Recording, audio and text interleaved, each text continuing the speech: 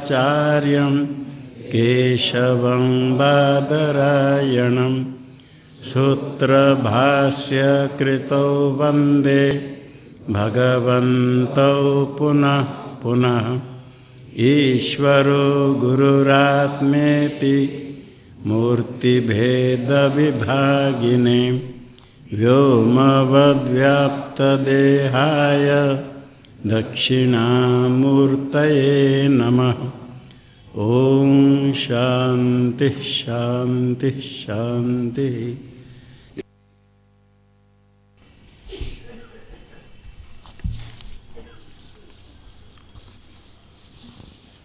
सामवेदीय छांदोग्य उपनिषद में वैश्वानर विद्या पंचम अध्याय में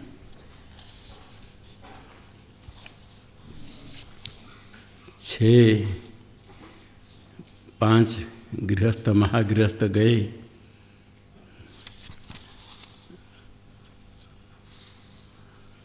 आरुणि के पास, उद्दालकारुणि, और वो कहा ये देखा ये 5 आ रहे हैं मुझे पूछने के लिए, तो ये मैं नहीं बता पाऊँगा। तो कहा सब मिल करके अश्वपति के पास गए। चतुर्थ मंत्र हो गया था। तेभ्यो प्राप्तेभ्य पृथक अर्हाणि कारयांचकार स प्रातः संजिहान उवाच नमेस्तेनो जनपदे न कदर्यो न मद्यपो न नाहिताग्निर्न विद्वान् न स्वैरिणीकुतो यक्षमाणो वै भगवन्तोऽहमस्मि यावदेकैकस्मा ऋत्विजे धनं दास्यामि तावद् भगवद्भ्यो दास्यामि वसन्तु भगवन्त इति।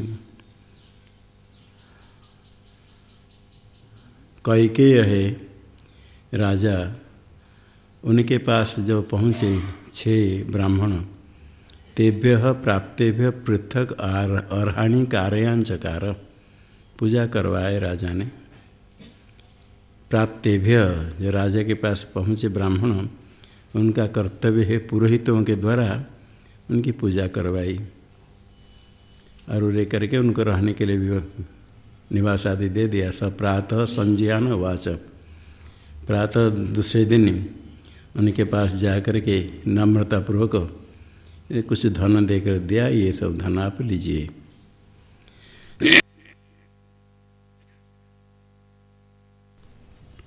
ये 6 महागृहस्थ संपन्न है, धन के लिए नहीं गए थे, वो तो वैश्वानर विद्या के लिए गए थे। तो उन्होंने मना कर दिया, नहीं धन नहीं चाहिए। तो राजा ने सोचा जरूर मेरे में कुछ ये दोष देखते हैं, कुछ गलती देख करके मेरे धन नहीं लेते हैं। धन दान कोई करता है तो दान ग्रहण करते हैं, किंतु दाता के विषय में थोड़ा ज्ञान होना चाहिए। किस प्रकार वो व्यक्ति है, धन कहाँ से लाया, किस उद्देश्य से देता है, ये देखना पड़ता है। तो वो समझा कि मेरे में कुछ देखते हैं, राजा में कोई दोष हो, राज्य में यदि कुछ ऐसे त्रुटि राजा के कारण राज्य में अराजकता हो, कोई दोष हो, तो राजा का ही दोष होता है।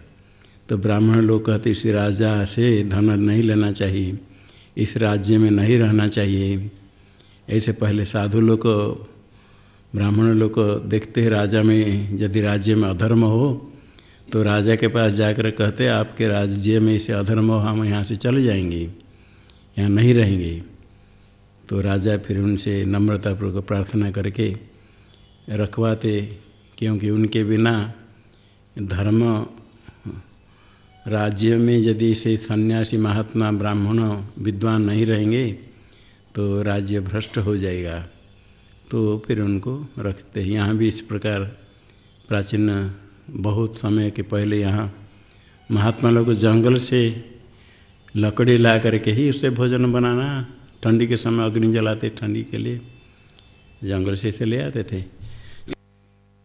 जंग की तरफ से कोई निषेध नहीं था, किंतु कभी कोई कर्मचारी किसी महात्मा को थोड़ा डांट फटकार कर दिया ऐसे कहाँ लकड़ी कहाँ लेते हो, कहाँ से ले, कहाँ से आए, कुछ कुछ डांट फटकार किया। तो साधु महात्मा में ऐसा हुआ तो नरेंद्र नगर राजा के पास गए, हम यहाँ से चले जाएंगे। तो महात्मा लोग को हम लकड़ी लाते हैं, ये डांट फटकार करते हैं। उस समय कोई महात्मा को इसे बोलना नहीं, और कोई कुछ बोलता है तो उनको बड़ा असह्य कष्ट हुआ, इतने ये कर्मचारी आजकल इतने डांटता है। तो राजाओं का तो ऐसा था, तुरंत बुला करके उसको मृत्युदंड दो। किसने कहा? तो राजा ने कहा नहीं कुछ नहीं होगा, आप रहिए, मैं सब व्यवस्था करता हूँ। फिर बाद में सुना गया उसको तो मृत्युदंड। फिर साधु गए राजा के पास, अरे हम तो जाते हैं, नहीं रहेंगे। वो क्या हुआ, हम तो सब उसको दंड, नहीं हमारे कारण किसी को इसे मृत्युदंड मिलेगा तो हम रहेंगे यहाँ। तो फिर बोले उसकी क्षमा कर दो, आगे इसे कभी नहीं होगा। तो फिर कहा नहीं, आपके लिए जंगल पूरा है, कुछ नहीं कोई कह सकता है। ऐसे था। यहाँ तो राजा ने दिया था इस कैलाश आश्रम के लिए, जो वहाँ भद्रकाली मंदिर है, अभी है, उसके लिखित का है। भद्रकाली मंदिर तक जितने जंगल पूरा कैलाश आश्रम को दिया था, ये जगह आपका है। लकड़ी लाने के लिए, लकड़ी लाने के लिए तो पूरा कहीं से लाओ, ये आश्रम आपका है।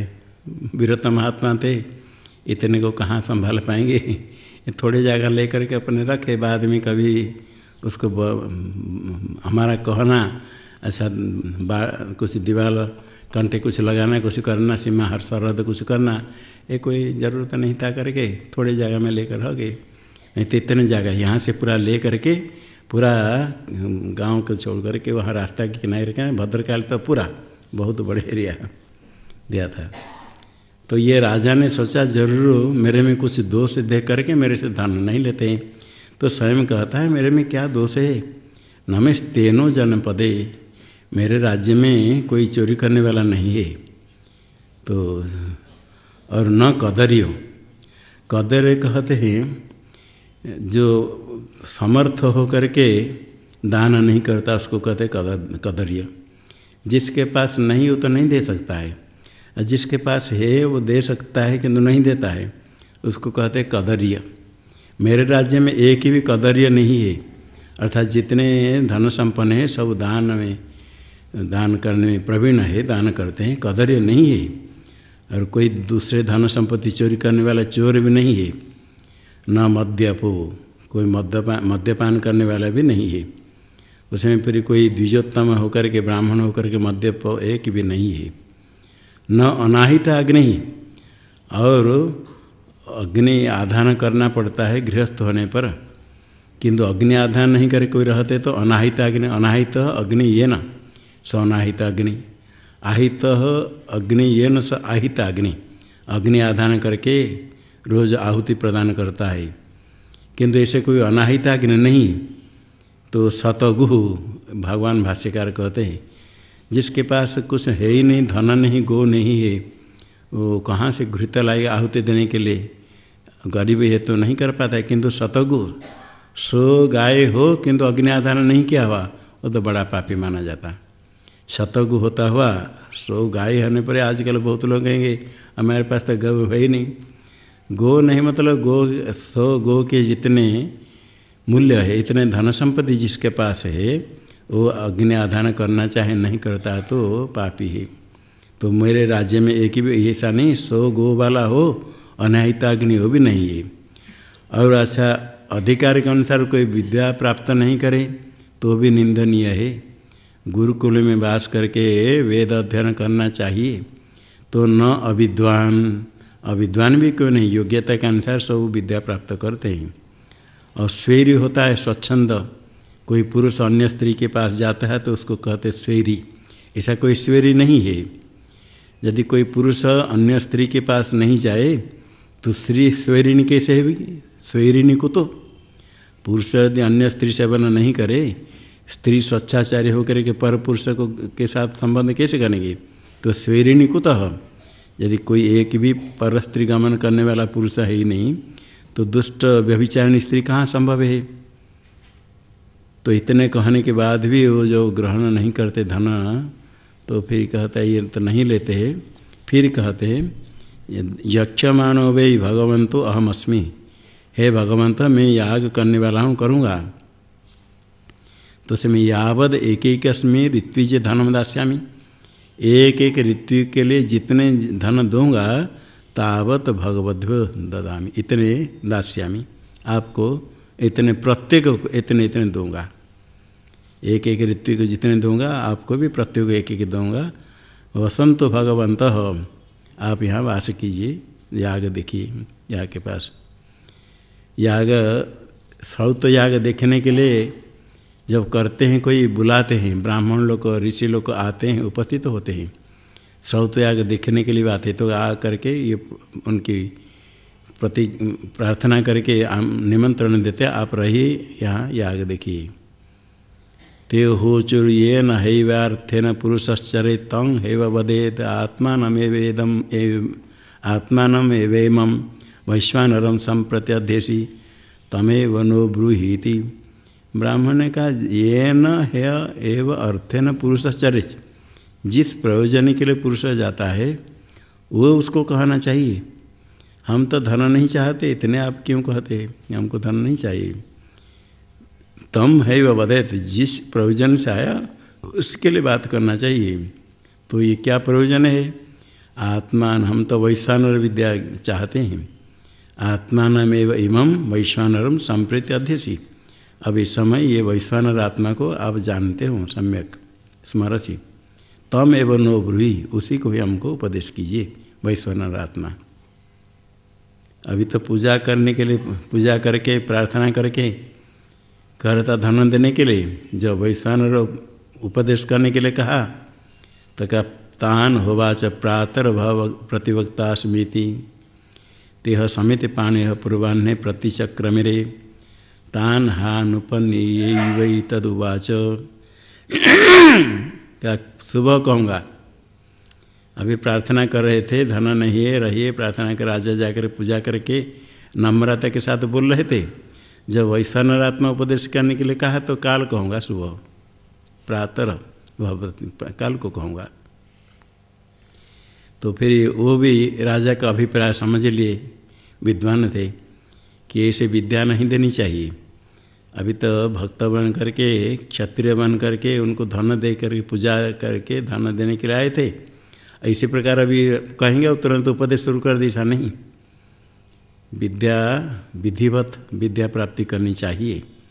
तो काल को कहूँगा कहने से ये समझ गए। दूसरे दिन उनके अभिप्राय समझ करके हाथ में समिति ले करके दूसरे दिन पूर्वाह्न राजा के पास स्वयं गए। वही पास में घर है, तो राजा के पास स्वयं गए, समिति ले करके। शिष्यत्व ने जा करके विद्या प्राप्ति करनी होती है। ऐसा नहीं कि अब आए पूजा करने के लिए, हम धन नहीं चाहिए, हमको थोड़ा वैश्वानर आत्मा बोल दो, वो बोल देगा, वैसे ऐसे प्राप्ति नहीं होती है, सफल नहीं होती विद्या। विधिवत प्राप्त करने के लिए दूसरे दिन समिति ले करके उनके पास गए। राजा ने देखा बड़े विद्वान ब्राह्मण है, संपन्न है, होकर के अभिमान छोड़ करके समिति लेकर के शिष्यत्व ने मेरे पास आए, क्षत्रिय के पास विद्यार्थी नम्रतापूर्वक आए। पास में गए मतलब नम्रतापूर्वक पास में गए, हमारे लिए आसन लाओ, पूजा करो, ऐसा नहीं। नम्रतापूर्वक शिष्यत्व ने समिति लेकर के गए, अभिमान छोड़ करके गए। तो इसमें भगवान भाष्यकार कहते जाति तो हीनम राजानम, जाति से निकृष्ट है, क्षत्रिय है, ये ब्राह्मण है, तो भी विद्यार्थी बनकर गए। तो इसी प्रकार अन्येर विद्या उपादित सुबीर भवितव्यम, जो विद्या ग्रहण करे अभिमान छोड़ करके शिष्यत्व ने जा करके विद्या ग्रहण करे। तो उनको फिर राजा ने उपदेश किया। तो ये ब्राह्मण सो महागृहस्थ विद्वान है, शास्त्रवृत्त स्वाध्याय सदाचारी है, विद्या प्रदान करने के लिए उपनयन करके उपनयन पूर्वक विद्या प्रदान करते हैं। किंतु यहाँ कहा गया तान ह अनुपनीय एवं तदुवाच, उनका उपनयन नहीं करके। उपनयन का अर्थ यज्ञोपित संस्कार भी होता है, और उपपास में लेना, साष्टांग प्रणाम कराना अभी भी परंपरा है। वाराणसी हमने देखा, कोई ब्रह्मचारी आता है तो दक्षिणामूर्ति स्तोत्र एक एक श्लोक बोलेगा, साष्टांग प्रणाम करेगा, फिर एक श्लोक बोलेगा, फिर साष्टांग प्रणाम, 12 12 साष्टांग प्रणाम रोज करके फिर श्रवण करना चाहिए। तो यहाँ उपनय नहीं करके पाद में निपातन साष्टांग प्रणाम नहीं करा के उनको विद्या प्रदान किया। अर्थात ये ब्राह्मण थे इसलिए क्षत्रियों को इसे पाद में निपातन साष्टांग प्रणाम नहीं करा के उनको विद्या उन्होंने दी। इससे होता है अन्य जो विद्या प्राप्त करे इस प्रकार नम्रतापूर्वक विद्या प्राप्त करे, और जो योग्य है अधिकारी उनको आचार्य अवश्य विद्या प्रदान करे। यहाँ भगवान भाष्यकर कहते हैं योग्येभ्य विद्याम अदा तथा अन्येनापि विद्या दातव्या। ऐसे देना विद्या प्रदान करना चाहिए जिसके पास विद्या है, और जो विद्या ग्रहण करे इसी प्रकार नम्रतापूर्वक विधिवत विद्या ग्रहण करे तभी विद्या सफल होती है। औपमन्यव कौन तम आत्मानमुपास्यति दिवमेव भगवो राजनीति होवाच एष वै सुतेजात्मा वैश्वानरो यं तम आत्मानमुपास्ये तस्मात् तव सुतम प्रसूतम आसुतम कुले दृश्यते। अभी राजा उपदेश करने के पहले उनसे शिष्य से प्रश्न करते हैं।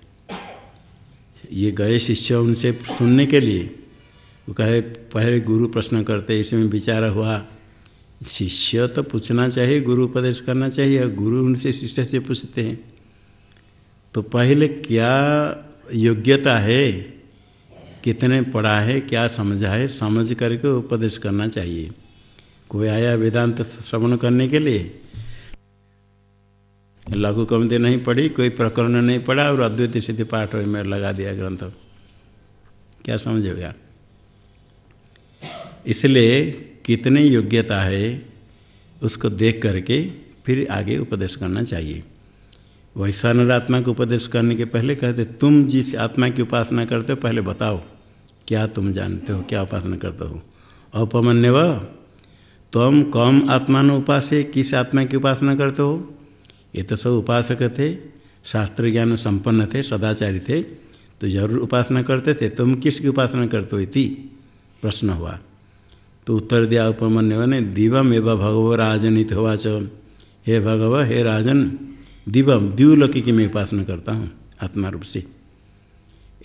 तो ये इन्होंने कहा ये सभी सुतेज आत्मा, शोभनम तेज यस्य, प्रकाश वाला आत्मा है, सुतेजा है। वैश्वानरो, ये वैश्वानरो जो सुतेज आत्मा है, यम तम आत्मान उपास्य, जिस आत्मा की तुम उपासना करते हो, इस उपासना से तुम्हारे फल भी प्राप्त करते हो। तब सुतम प्रसूतम आसुतम कुले दृश्यते, तुम्हारे कुल में ऐसे सोमया करने वाले, सुतम प्रसूतम सोम रूप जिसमें निचोड़ते हैं, सुतम प्रकर्षण सोमया करते, प्रसूतम आसुतम बहुत दिन में सोमया करते हैं, अहरगण साध्य कर्म करने वाले कुलीन तुम्हारे कुल में होते हैं। ऐसे कर्म करने से और फल भी है। अत्यन्नम पश्यसि प्रियम अत्यन्नम पश्यति प्रियम भवत्यस्य ब्रह्मवर्चसं कुले य एतमेवं आत्मानं वैश्वानरम् उपास्ते मूर्धात्वेष आत्मनैति होवाच मूर्धाते व्यपतिष्यद् मां नागमिष्य इति। अत्सि अन्नम पश्यसि प्रियम, तुम अन्न भोजन करते हो, अर्थात दीप्त अग्नि, अन्न तो सब खाते हैं, अत्स्य अन्नम अर्थात अन्न पर्याप्त खा करके भोजन करके पचा लेते हो तो दीप्त अग्नि तुम हो। अब पश्यसि प्रियम, प्रिय पुत्र पुत्र आदि इष्ट को देखते हो। अत्य अन्नम पश्यति प्रियम, जो अन्य भी उपासना करे वो भी दीप्ताग्नि होगा और वो भी पुत्र पौत्र आदि प्रिय दर्शन करेगा, प्रिय को प्राप्त करेगा। भवत्यस्य ब्रह्मवर्चसम कुले, इसके कुल में ब्रह्मवर्चस जो कोई हो उपासना करेगा तो उसके कुल में ऐसे तेजस्वी होते हैं। यह एतम एवं आत्मानं वैश्वानरम् उपास्ते, ये जो वैश्वानर आत्मा की उपासना तुम करते हो सुतेजस्व गुण वाला, इसकी जो उपासना करता है ऐसे फल प्राप्त करता है, दीप्ताग्नि होता है, प्रिय पुत्र पुत्र आदि देखता है, तेजस्वी कुल में होते हैं। किंतु जिसकी तुम उपासना करते हो मूर्धा तु ये सब आत्मा न इति होवाच। ये तो वैश्वानर आत्मा का मूर्धा सिर है, एक देश है, संपूर्ण वैश्वानर नहीं है। एक देश को तुम वैश्वानर मान कर उपासना करते हो। ये जो एक देश में संपूर्ण वैश्वानर दृष्टि करके उपासना करते हो, ये उपासना करना ठीक नहीं है, कुछ तो फल मिलता है।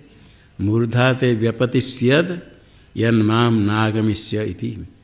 तुम्हारा सिर गिर जाता जब मेरे पास नहीं आता। अच्छा क्या मेरे पास आ गया, नहीं तो तुम्हारा सिर गिर जाता इति। अथ होवाच सत्य यज्ञ पौलुषीम प्राचीन योग्य कौन तम आत्मा उपास इति। आदित्यमेव भव राजनीति होवाच ऐस वै विश्वरूप आत्मा वैश्वानरो यं त्वम् आत्मान उपास्य तस्मात् तव बहु विश्वरूपम कुले दृश्यते। अथ सत्ययज्ञ पौलुष से पूछा है प्राचीन योग्य है, संबोधन करते हैं, कम त्वम् आत्मान उपास्य, किस आत्मा की उपासना करते हो इति। उत्तर दिया सत्ययज्ञ ने आदित्यमेव भगवो राजनीति होवाच। आदित्य की मैं उपासना करता हूँ, आदित्य को वैश्वानर दृष्टि से मैं उपासना करता हूँ। ये का ऐसा वे विश्वरूप आत्मा, ये विश्वरूप है। विश्वाणी रूपाणी यस्य, सब रूप वाला आदित्य में सब रूप है। विश्वरूप आत्मा वैश्वानर है, जिस आत्मा की तुम उपासना करते हो। इस उपासना के कारण तब कुले बहु विश्वरूपम दृश्यते। तुम कुल में अनेक रूप वाले होते हैं, विश्वरूप है। तो यहाँ विश्वरूपम यह अमूत्रार्थम उपकरणम, इस लोक परलोक में कर्म करने के लिए जो साधन सब कुछ तुम्हारे में तुमको प्राप्त होते हैं। सूर्य में अनेक रूप है, विश्वरूप वाला सूर्य है, सब रूप है। तो इसी की उपासना करने से तुमको सब प्रकार कर्म करने के सामग्री, भोग सामग्री सब प्राप्त होते हैं। प्रवृत्त अश्वतरी रथो दासी निष्को अत्यन्नम पश्यसि प्रियम अत्यन्नम पश्यति प्रियम भवत्यस्य ब्रह्मव्रत संकुले य एतमेवं आत्मानं वैश्वानरमुपास्ते चक्षुष्टेतदात्मनिति होवाच अंधो भविष्यो यन्मानागमिष्यति। प्रवृत्त तुमको अश्वत्तरी रथो, प्रवृत्त अश्वत्तरी युक्त रथ तुमको प्राप्त है। दासी निष्क, दासी से युक्त निष्काहार आदि धन संपत्ति तुमको प्राप्त है। अस्य अन्नम पश्यसि वीर्यम, तुम भी दीप्ताग्नि हो और प्रिय देखते हो पुत्र पुत्र आदि। जो इसकी उपासना करता है आदित्य की वैश्वानर दृष्टि से, वो भी अत्यन्नम पश्यति प्रियम, वो भी दीप्ताग्नि होता है, प्रिय पुत्र पौत्र आदि इष्ट देखता है। भवत्य से ब्रह्मवर्चसम, कुल इस कुल में ब्रह्मवर्चस तेजस्वी होते हैं, ये अर्थ समान है। यह एतम एवं आत्मान वैश्वानरम उपास्ते, जिस आदित्य रूप आत्मा की तुम उपासना करते हो, इसकी जो वैश्वानर दृष्टि से उपासना करता है उसको इसे फल प्राप्त होता है। किंतु ये तो वैश्वानर आत्मा का चक्षु है, चक्षुष्टु एतद आत्मनित होवा। वैश्वानर आत्मा का ही चक्षु है सूर्य। एक देश चक्षु को तुम संपूर्ण वैश्वानर दृष्टि से उपासना करते हो, इस अपराध के कारण अंधो अभविष्य यन्माम नागमिष्यति, मेरे पास नहीं आता तो अंधो हो जाता। अतः होवाचे इंद्रद्युम्न भालवेयं वयाग्रपद्य कं त्वमात्मानमुपास्यति वायुमेव भगवो राजनीति होवाचे स वै पृथग्वत्मात्मा वैश्वानरो यं त्वम् आत्मानमुपास्ये तस्मात् त्वां पृथक वलय आयन्ति पृथक रथश्रेणैव अनुयन्ति। अथ होवाच इंद्रद्युम्न भालवे से पूछा, हे वयाघ्रपद्य त्वं कम आत्मान उपासे, किस आत्मा की उपासना करते हो। उत्तर दिया इंद्रद्युम्न ने, वायु में भगवो राजनीति होवाच, वायु की उपासना करता हूँ। ये सभी पृथक वर्तमात्मा, पृथक वर्तम यस्य, अनेक रास्ता, वर्तमानी मार्ग, पृथक नाना, वर्तमान यस्य नाना मार्ग वाले। ये वायु में 7 गण होते हैं। आवह, उद्वह, प्रवह, विवह, परावह, संवह, परिवह, ऐसे अलग अलग नाम है। नाम विभिन्न भेद से अलग अलग चलने वाले वायु पृथक वर्तमा है उसका नाम। पृथक वर्तमानी मार्ग जिनका पृथक वर्तमा आत्मा वैश्वानर। यम तम आत्मान उपास्य, जिस आत्मा की उपासना करते हो ये वायु रूप पृथक वर्तमान नाम है। इसलिए त्वाम पृथक बलय आयंती, पृथक बलि तुम्हारे पास आते हैं। वस्त्र, अन्न आदि भेंट सब देने वाले सब संपत्ति उनको प्राप्त है। पृथक रथश्रेणी अनुयंती, और अनेक रथश्रेणी रथ की पंक्ति त्वाम अनुयंती तुम्हारे पीछे चलते हैं, तुमको सब वाहन प्राप्त है।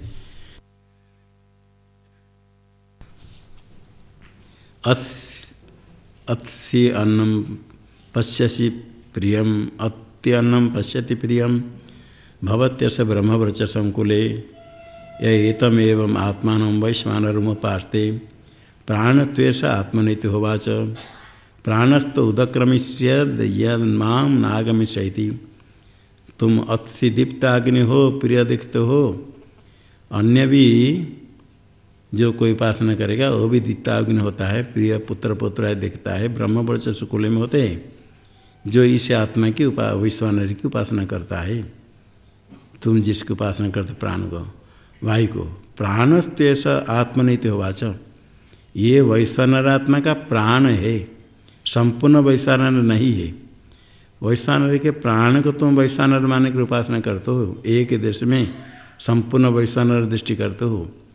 संपूर्ण वैश्वानर को नहीं जान करके एक देश में जो दृष्टि करता है तो प्राणस्थ उदक्रमिष्यन यन माम नागमिष्यति, तो तुम्हारा प्राण का उत्क्रमण हो जाता, मेरे पास नहीं आता। तो ये सबसे स्पष्ट होता है, जिसकी उपासना करनी है उनके वास्तव स्वरूप को समझ करके उपासना करनी चाहिए। एक देश उपासना का फल सब में बताया, निंदा की गई। तो जो उपास्य है उसकी उपासना करने के लिए उनके स्वरूप को जाने, इसलिए विवेक करके उपास्य स्वरूप को जान करके उपासना करने के लिए ये शास्त्र में परमात्मा स्वरूप का विचार किया जाता है। उनका वास्तव स्वरूप क्या है, औपाधिक रूप क्या है, ये सब समझे, परमात्मा कहाँ है, किस प्रकार है, समझ करके उपासना करने से एकाग्रता भी होती है और उपासना ठीक होती है। और नहीं समझ कर करे तो ठीक है, कुछ फल प्राप्त हो जाता है, श्रद्धा का फल है, तो भी उपासना करने के लिए परमात्मा स्वरूप को थोड़ा समझ करके उपासना करे। अथ होवाच जनम शार्कराक्ष कौन तम आत्मान उपासयति आकाशमेव भगवो राजनीति होवाच एष वै बहुल आत्मा वैश्वानरो यम तम आत्मानमुपास्ये तस्मात् तम बहुलोसि प्रजया धनेन च। जन्म शार्कराक्षम अनुसार है संबोधन है। अच्छा,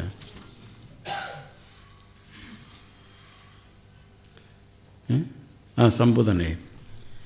जन्म शार्कराक्ष अनुसार नहीं था, हाँ तो है अनुसार है शार्कराक्ष नहीं, ठीक है, संबोधन है। जन्म है शार्कराक्ष कौन तुम आत्मान उपासे, किस आत्मा की उपासना करते हो, आकाश में भगव राजनीति हुआच, आकाश रूप आत्मा इसकी मैं उपासना करता हूँ। ऐसे भी बहुल आत्मा, ये धड़ है, हाथ पाद के बिना जो बीच वाला है ये बहुल आत्मा है, शरीर वैश्वानर। यम त्वम आत्मान उपासे तस्मात् त्वम बहुलोसि प्रजया च धनेन च, प्रजाधन से युक्त हो। अत्स्यन्नम पश्यसि प्रियम अत्यन्नम पश्यति प्रियम भवत्यस्य ब्रह्मवर्चसं कुले एतमेवं आत्मानं वैश्वानरम् उपास्ते संदेहस्त्वेष आत्मनीति होवाच संदेहस्ते व्यस्यर्यद् यन्मां नागमिष्यति।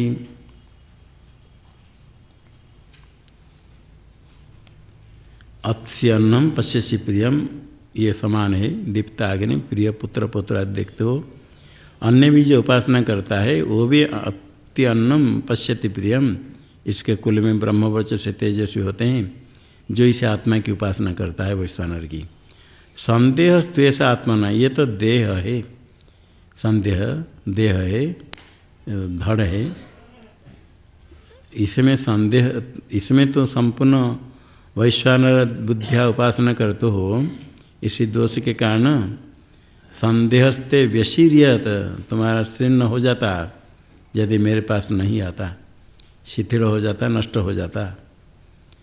अथ होवाच बुढ़िलम आशोत्तराश्वीं व्याघ्रपद्य कौन तम आत्मानुपास्यैत अप एव भगवो राजनीति होवाच एष वैरहिरात्मा वैश्वानरो यम तम आत्मानुपास्ये तस्मात् तम रयिमान पुष्टिमानसी। बुढ़िल आश्वतराश्वी से पूछा है व्याघ्रपद्य, तुम किस आत्मा की उपासना करते हो? इति अप एव भगवराजनीतुवाच, क्या जल रूप है अप। होवाच ये सभी रईरात्मा, ये रई है, रई धन रूप है वैश्वानर।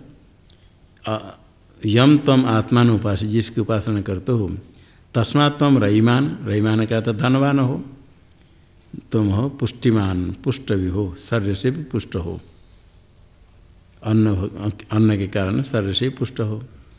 अत्स्यन्नम पश्यसि प्रियम अत्यन्नम पश्यति प्रियम भवत्यस्य ब्रह्मवर्चसं कुले एतम एवं आत्मानं वैश्वानरमुपास्ते वस्तित्वेष आत्मनेति होवाच वस्तिते व्यभेत्स्यद् यन्मां नागमिष्यति।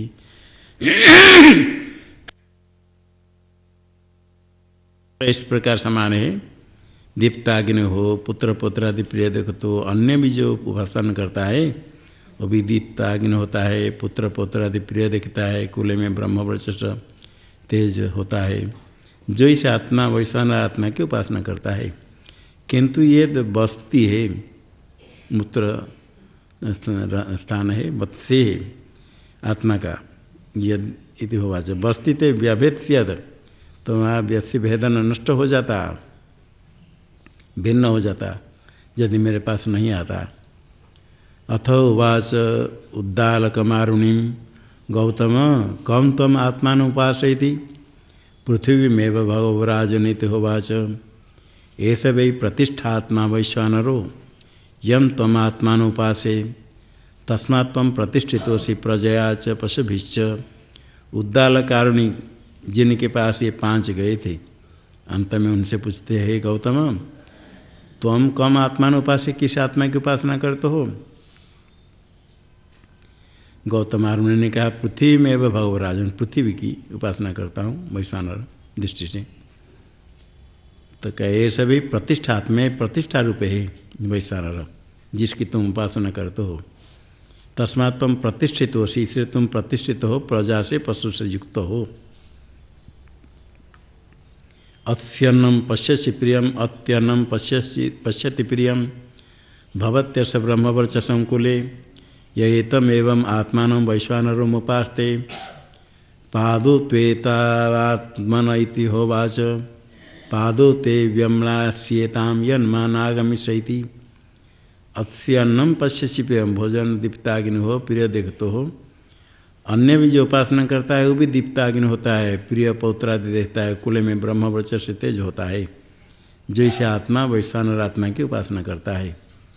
किंतु जो पृथ्वी को तुम वैश्वानर मान कर पृथ्वी की उपासना करते हो, पादो त्वे तो आत्मा ना, ये तो वैश्वानर आत्मा का पाद ही है, पाद है अवयव, उसमें तुम वैश्वानर संपूर्ण वैश्वानर मान कर उपासना करते हो।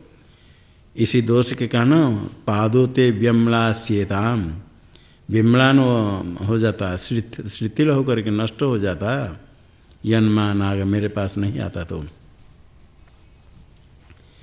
सबको पूछने के बाद कहा तान होवा चेते वे खलु यूयम पृथक इव इमं आत्मानं वैश्वानरं विद्वांसो अन्नम अत्थ यस्त्वेतमेवं प्रादेशमात्रम अभिविमानम आत्मानं वैश्वानरमुपास्ते स सर्वेषु लोकेषु सर्वेषु भूतेषु सर्वेषु आत्मस्वन्नमत्ति। तान उवाच, सबको कहा छेव को, एते भी खलु यूयम पृथक इव इमं आत्मानं, आप लोग सब अलग अलग पृथक भिन्न भिन्न पृथक जिससे अलग अलग करके वैश्वानर आत्मा की उपासना करते विद्वांस। अन्नम अथ दीप्ताग्नि है और प्रिय दर्शन करते हो, धन सम्पत्ति को प्राप्त करते हो, ये सब ठीक है। किंतु यस्तु एतमेवं प्रादेशमात्रम अभिमान आत्मान वैश्वानर उपास्ते, ये सारा वैश्वानर प्रादेश मात्र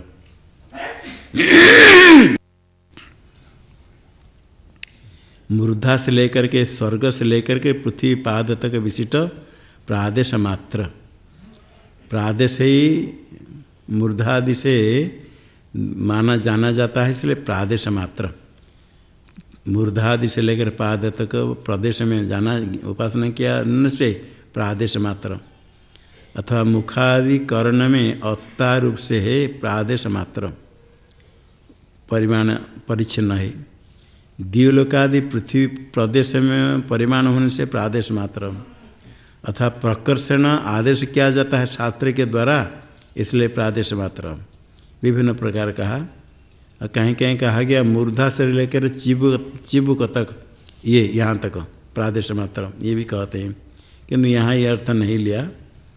और अभिविमानम, अभिमान प्रत्येगात्मत्वेन जाना जाता है, अभिमीयते, अहम ऐसे जाना जाता है, इसलिए अभिमान। अहंग उपासना करते वैश्वानर को, अहम अस्मि, इसी के अनुसार फल प्राप्त करते। अभिमानम आत्मान जो उपासना करता है, स सर्वेषु लोकेषु सर्वेषु भूतेषु सर्वेषु आत्मसु अन्नमति, सारे लोक में, द्विवादि सब लोक में, चराचर सब भूत में, सब आत्मा में, शरीर इंद्र मन बुद्धि सब में करके वह प्राणियों के अन्न भोजन करता है, सब उसके अन्न भोग्य हो जाते हैं, वो सर्वात्मक हो जाता है, वैश्वानर आत्मा हो जाता है।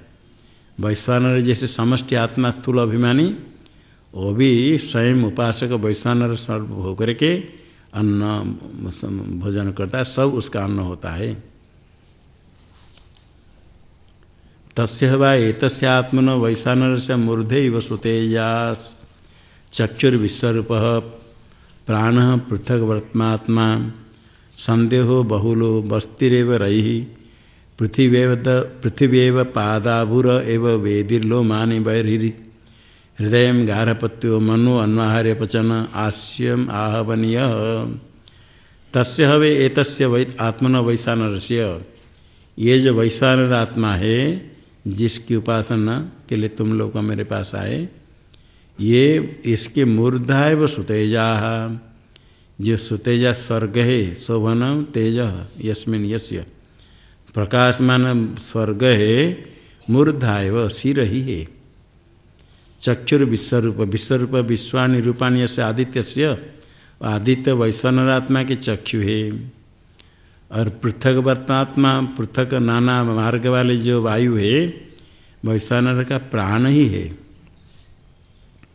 और बहुल संदेह जो आकाश है, वो उसका धड़ देह है वैश्वानर आत्मा का। बस्तिरेव रही ही, जितने जल है सब उसे वैश्वानर आत्मा की बस्ती है।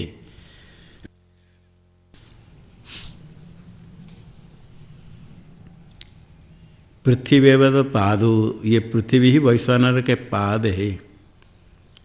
और उर एवं वेदिरी, ये छाती है, उरस वेदी है।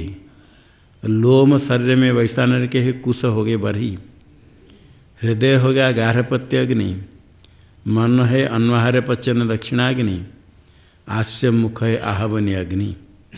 इसमें सब मुख में आहवन करते हैं। और ये सब हृदय से ही लेकर के मन आता है, इसलिए मन हो गया आहवनीय, मन हो गया अन्वाहार्य पचन, अन्वाहार्य पचन हो गया। और उसमें आहवन करते मुख में, इसलिए आहवनीय हुआ। ये है गया वैश्वानर संपूर्ण। तद यद भक्तम प्रथम आगछे तद होमियम सयाम प्रथमाम आहुतिम जुहुयात ताम जुहुयात प्राणाय स्वाहेति प्राणस्तृप्यति। अभी भोजन जो पहले आता है, भक्तम प्रथमम आगच्छेत, भक्त है भात, पहले भोजन काल में भात पहले आता है, इसलिए भोजन परसते समय पहले अन्न भात परसना चाहिए। प्रथम भोजन काल में भात जब आता है तद्धोमियम, उसका हवन करना चाहिए। अग्निहोत्र संपत्ति, अग्निहोत्र यहाँ करने के लिए कहा गया। यह अग्निहोत्र के लिए नहीं, इसी प्रकार मुख को आहावन्य अग्नि मान करके उसमें हवन किया जाता है। प्राणाहुति देते हैं, भोक्ता प्रथम आहुति हवन करेगा, मुख में अन्न प्रक्षेप करेगा। ताम जुहुयात प्राणाय स्वाहा ऐसे कह करके, प्राणाय स्वाहा कह कर इस मंत्र बोल करके स्वल्प अन्न मुख में डालेगा। दो आहुति देते समय जैसे अवदान थोड़े लेते ही अन्न डालता है। ऐसे देने से प्राण तृप्यति, प्राण तृप्त होता है। प्राणे तृप्यति चक्षुष तृप्यति, चक्षुषि तृप्यति आदित्य तृप्यति, आदित्य तृप्यति द्यौस् तृप्यति, दिवि तृप्यन्त्याम यत्किंच द्यौश्चादित्यश्चाधितिष्ठतस् तत्तृप्यति, तस्यानु तृप्तिम तृप्यति, प्रजया पशुभिरन्नाद्येन तेजसा ब्रह्मवर्चसे नेति। पहले प्राण तृप्त होता है, प्रथम आहुति प्राणाय स्वाहा कहने पर।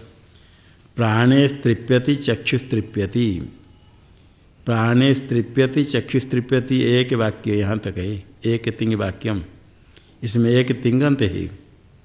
प्राणे तृप्यति में तृप्यति तिंगंत नहीं है, ये तो सुबंत है, सप्तमी अंत है, सत्य अंत है तृप्यति। प्राण तृप्त होने पर चक्षुष तृप्यति, ये द्वितीय तृप्यति है, तिंगंत क्रियापद, एक वाक्य हुआ। प्राण तृप्त होने पर चक्षु तृप्त हो जाता है। चक्षुषि तृप्यति आदित्य तृप्यति, चक्षु तृप्त होने पर तृप्यति सप्तमी अंत है, आदित्य तृप्त हो जाते भगवान। आदित्य तृप्यति द्यौस् तृप्यति, आदित्य तृप्त होने पर, आदित्य स्वर्ग में अधिष्ठित है स्वामी रूप से, तो द्युलोक तृप्त हो जाता है। दिवि तृप्यन्त्याम, दिवि तृप्त होने पर यत्किंच द्यौश्च आदित्यश्च अधितिष्ठतः, द्युलोक में और आदित्य में जितने सब प्राणी है सब तृप्त हो जाते हैं। तस्यानु तृप्तिम तृप्यति, उसके पश्चात तस्य तृप्तिम अनु, तस्य तृप्तिम अनु तृप्यति, स्वयं भोग करने वाले तृप्त होता है, स्वयं भोक्ता तृप्त होता है। ये सब तृप्त होने पर भोजन करने वाले तृप्त होता है। तस्य तृप्तिम अनु तृप्यति, भोक्ता तृप्त होता है। और प्रजया प्रसुभिर अन्नाद्यन तेजसा ब्रह्मवर्चसेन, इसका फल है प्रजा से युक्त होता है, पुत्र आदि से, पशु से, अन्नाद्य अन्न से युक्त होता है। तेजसा, तेज है शरीर की दीप्ति उज्ज्वलत्व। और ब्रह्मवर्चसन, ब्रह्मवर्चसे स्वाध्याय सदाचार निमित्त तेज है। तेजसा ब्रह्मवर्चसन दोनों होने से तेज हो गया, शरीर की दीप्ति है, उज्ज्वल प्रगल्भ होता है। और ब्रह्मवर्चसन स्वाध्याय सदाचार के कारण तेज है को प्राप्त करता है। एक इस आहुति प्राणाहुति प्रदान का फल बताया। अथयाम द्वितीयाम जुहुया ताम जुहुया व्यानाय स्वाहेति, व्यानस तृप्यति, व्याने तृप्यति श्रोत्रम तृप्यति, श्रोत्रे तृप्यति चंद्रमास तृप्यति, चंद्रमसि तृप्यति दिशः तृप्यन्ति, दिक्षु तृप्यन्तिषु यत्किंच दिशश्च चंद्रमाश्च अधितिष्ठन्ति तत्तृप्यति, तस्यानु तृप्तिम तृप्यति, प्रजा पशुभिरन्नादेन तेजसा ब्रह्मवर्चसेनेति। अथवा द्वितीय आहवन करे बात, ताम जो याद मुख में डाले, व्यानाय स्वाहा इति इसे मंत्र बोल करके, इसे करने से व्यान वायु तृप्त होता है। व्यान तृप्यति, व्यान तृप्त होने पर श्रोत्र तृप्त होता है, श्रोतामणेन्द्रिय। श्रोत्र तृप्यति, श्रोत्र तृप्त होने पर श्रोत्र में अनुग्रह का देवता, श्रोत्र में स्थित चंद्रमा तृप्यति, चंद्र। और चंद्रमा से तृप्यति, चंद्रमा तृप्त होने पर दिशा तृप्यंती, दिशा सब तृप्त हो जाती है, सारे दिशा में चंद्र किरण फैलते है। और दिक्षु तृप्यंतीसु, दिशा तृप्त होने पर यत्किंच दिशश्च चंद्रमास अधितिष्ठन्ति, सारे दिशा में चंद्रमा जो आश्रित है वो सब तृप्त होते हैं। तस्य तृप्ति मनु, वो तृप्त होने के पश्चात स्वयं भोक्ता तृप्त होता है। प्रजा से, पशु से, अन्नाद्य भोजन से, अन्न से युक्त होता है। तेज शरीर कांति ब्रह्मवर्चस्व वृत्त स्वाध्याय निमित्त तेज, इससे युक्त होता है। अथयाम तृतीयाम जुह्यात् ताम जुह्यात् अपानाय स्वाहायित अपान तृप्यति, अपान तृप्यति वाक् तृप्यति, वाचि तृप्यन्त्याम तृप्यत्यग्नौ तृप्यति, पृथिवी तृप्यति, पृथिव्यां तृप्यन्त्याम यत्किंच पृथिवी च अग्निशाधितिष्ठतस्तृप्यति, तस्यान तृप्तिम तृप्यति प्रजया पशुभिरन्नाद्येन तेजसा ब्रह्मवर्चसेनेति। जो तृतीय हवन करे ताम जुह्यात् अपानाय स्वाहा इति, इस मंत्र के द्वारा अपान तृप्त होता है।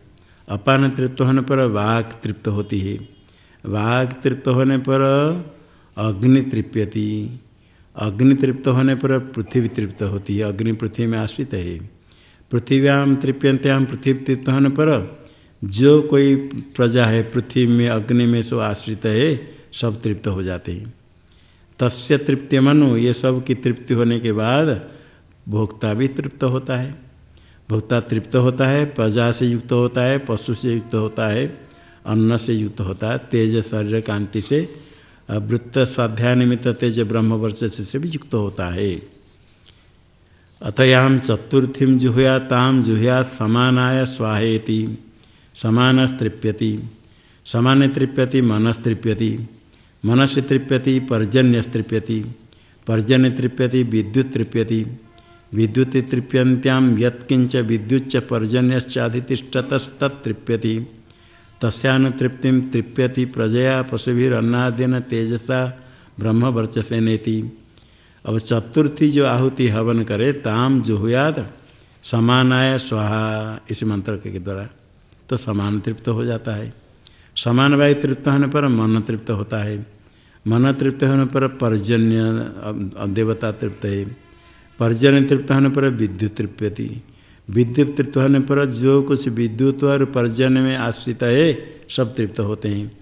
तस्य तृप्ति मनु, उसके सब कुछ तृप्त होने के पश्चात भोक्ता तृप्त होता है। प्रजा पशु अन्नाद्य तेज ब्रह्मवर्चस्व से युक्त होता है, फल सब में समान है। अथयाम पंचमी जुह्यात् उदानाय स्वाहेति, ताम जुह्यात् उदानाय स्वाहेति, उदानस् तृप्यति, उदाने तृप्यति त्वक् तृप्यति, त्वचि तृप्यन्त्याम वायुस् तृप्यति, वायु तृप्यति आकाशस् तृप्यति, आकाशे तृप्यति यत्किंच वायुश्च आकाशाश्च अधितिष्ठतस्तृप्यति, तस्यान तृप्तिम तृप्यति प्रजया पशुभिरन्नाद्येन तेजसा ब्रह्मवर्चसेनेति। पंचम जो हवन करे ताम जुह्यात् उदानाय स्वाहा मंत्र के द्वारा उदान तृप्त होता है।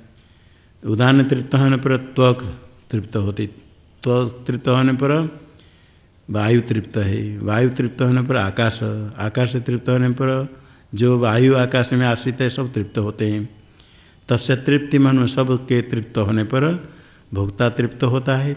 प्रजा से पशु से अन्नाद्य तेज ब्रह्मवर्चस्व से युक्त होता है।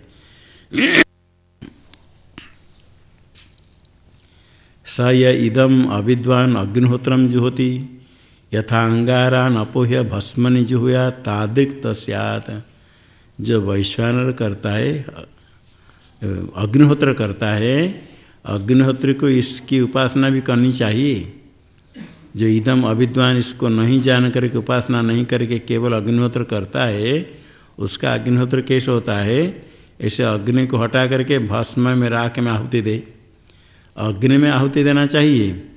अंगारान अपोह्य, अंगार अग्नि को हटा करके आहुति की योग्य अंगार उसको हटा करके जो आहुति योग्य नहीं केवल राख रख करके राख भस्म केवल आहुति देता है, वो व्यर्थ है। इस प्रकार उसका अग्निहोत्र व्यर्थ हो जाता है। अर्थात अग्निहोत्र करने वाले को अवश्य ही वैश्वानर उपासना करनी चाहिए। ऐसे निंदा करके जो वैश्वानर उपासक उसका अग्निहोत्र बहुत श्रेष्ठ है, प्रशंसा हुई। नहीं निंदा निंद्यम निंदित तुम प्रवर्तते, अभी तो विधेयम स्तोत्रम। यह अन्य अग्निहोत्र को राख में हवन करने जैसे कह करके उसकी जो निंदा की गई, जो वास्तव प्रसिद्ध अग्निहोत्र की निंदा करके वैश्वानर उपासक के अग्निहोत्र की स्तुति की जाती है। ऐसे जो उपासना करता है उसका अग्निहोत्र बहुत श्रेष्ठ है, उत्कृष्ट है। अथ एतदेवं विद्वान अग्निहोत्रम जुहोति तस्य सर्वेषु लोकेषु सर्वेषु भूतेषु सर्वेषु आत्मसोतम भवति। जो इसी वैश्वानर आत्मा की उपासना करने वाले अग्निहोत्र हवन करता है, सारे लोक में भूर्भुवः स्वः आदि सब लोक में, सारे भूत में, सब प्राणी में, सब आत्मा में, सब शरीर इंद्र मन बुद्धि आदि सर्वत्र हवन हो जाता है। हवन होता है तो हुतम अन्नमति, वह सब आत्मसु हुतम भवति, सब अन्न उसका हो जाता है। सारे स्वयं वैश्वानर रूप हो जाता है। वैश्वानर उपासना करने वाला स्वयं वैश्वानर होकर के सारे लोग को फल प्राप्त कर लेता है। तद यथेसी का तूलमग्नो प्रोतम प्रदूयते एवं हास्य सर्वे पापमान प्रदूयन्ते एतदेवं विद्वान अग्निहोत्रम जुहोति। जैसे इसिका के तूल, इसिका मूंज है, तूल बहुत सूक्ष्म है। अग्नो प्रोतम, अग्नि में प्रक्षेप कर दिया, डाल दिया, प्रदूय तो नष्ट हो जाता है, भस्म हो जाता है। भस्म भी नहीं रहता है, जल जाता है। अन्य काष्ठ के जैसे भस्म राख होते हैं, इसी का तोड़ डाला वो पता नहीं चलेगा कहाँ गया, शीघ्र ही नष्ट हो जाता है, अग्नि जला देती है। एवं अस्य सर्वे पापमान प्रदूयन्ते, इस प्रकार ये उपासक के सारे पाप नष्ट हो जाते हैं। यह एतदेवं विद्वान अग्निहोत्र जुहोति। जो वैश्वानर आत्मा की उपासना करने वाला है, करते हुए अग्निहोत्र करता है, तो इसे ही सब पाप नष्ट हो जाते हैं।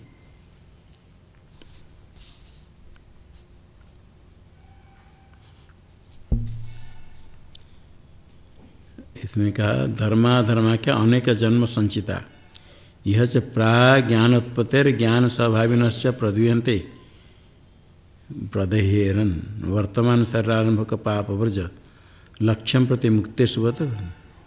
हाँ, तो इसमें पाप नष्ट हो जाते हैं, कहा पाप निवृत्ति फल बताया। तस्मादु हैवं विद यद्यपि चंडालाय उच्छिष्टम प्रयच्छेद आत्मनि हैवास्य तद वैश्वानरे हुतम स्यादिति तदेश श्लोक। इसलिए जो ऐसे उपासना करता है वो तस्मादु एवं विद ऐसे वैश्वानर उपासना करने वाले यद्यपि चांडालय उच्छिष्टम प्रयच्छेद, चंडाल के लिए उच्छिष्ट झूठा भोजन नहीं देना चाहिए, उच्छिष्ट नहीं देना चाहिए, ये शास्त्र में ऐसा है।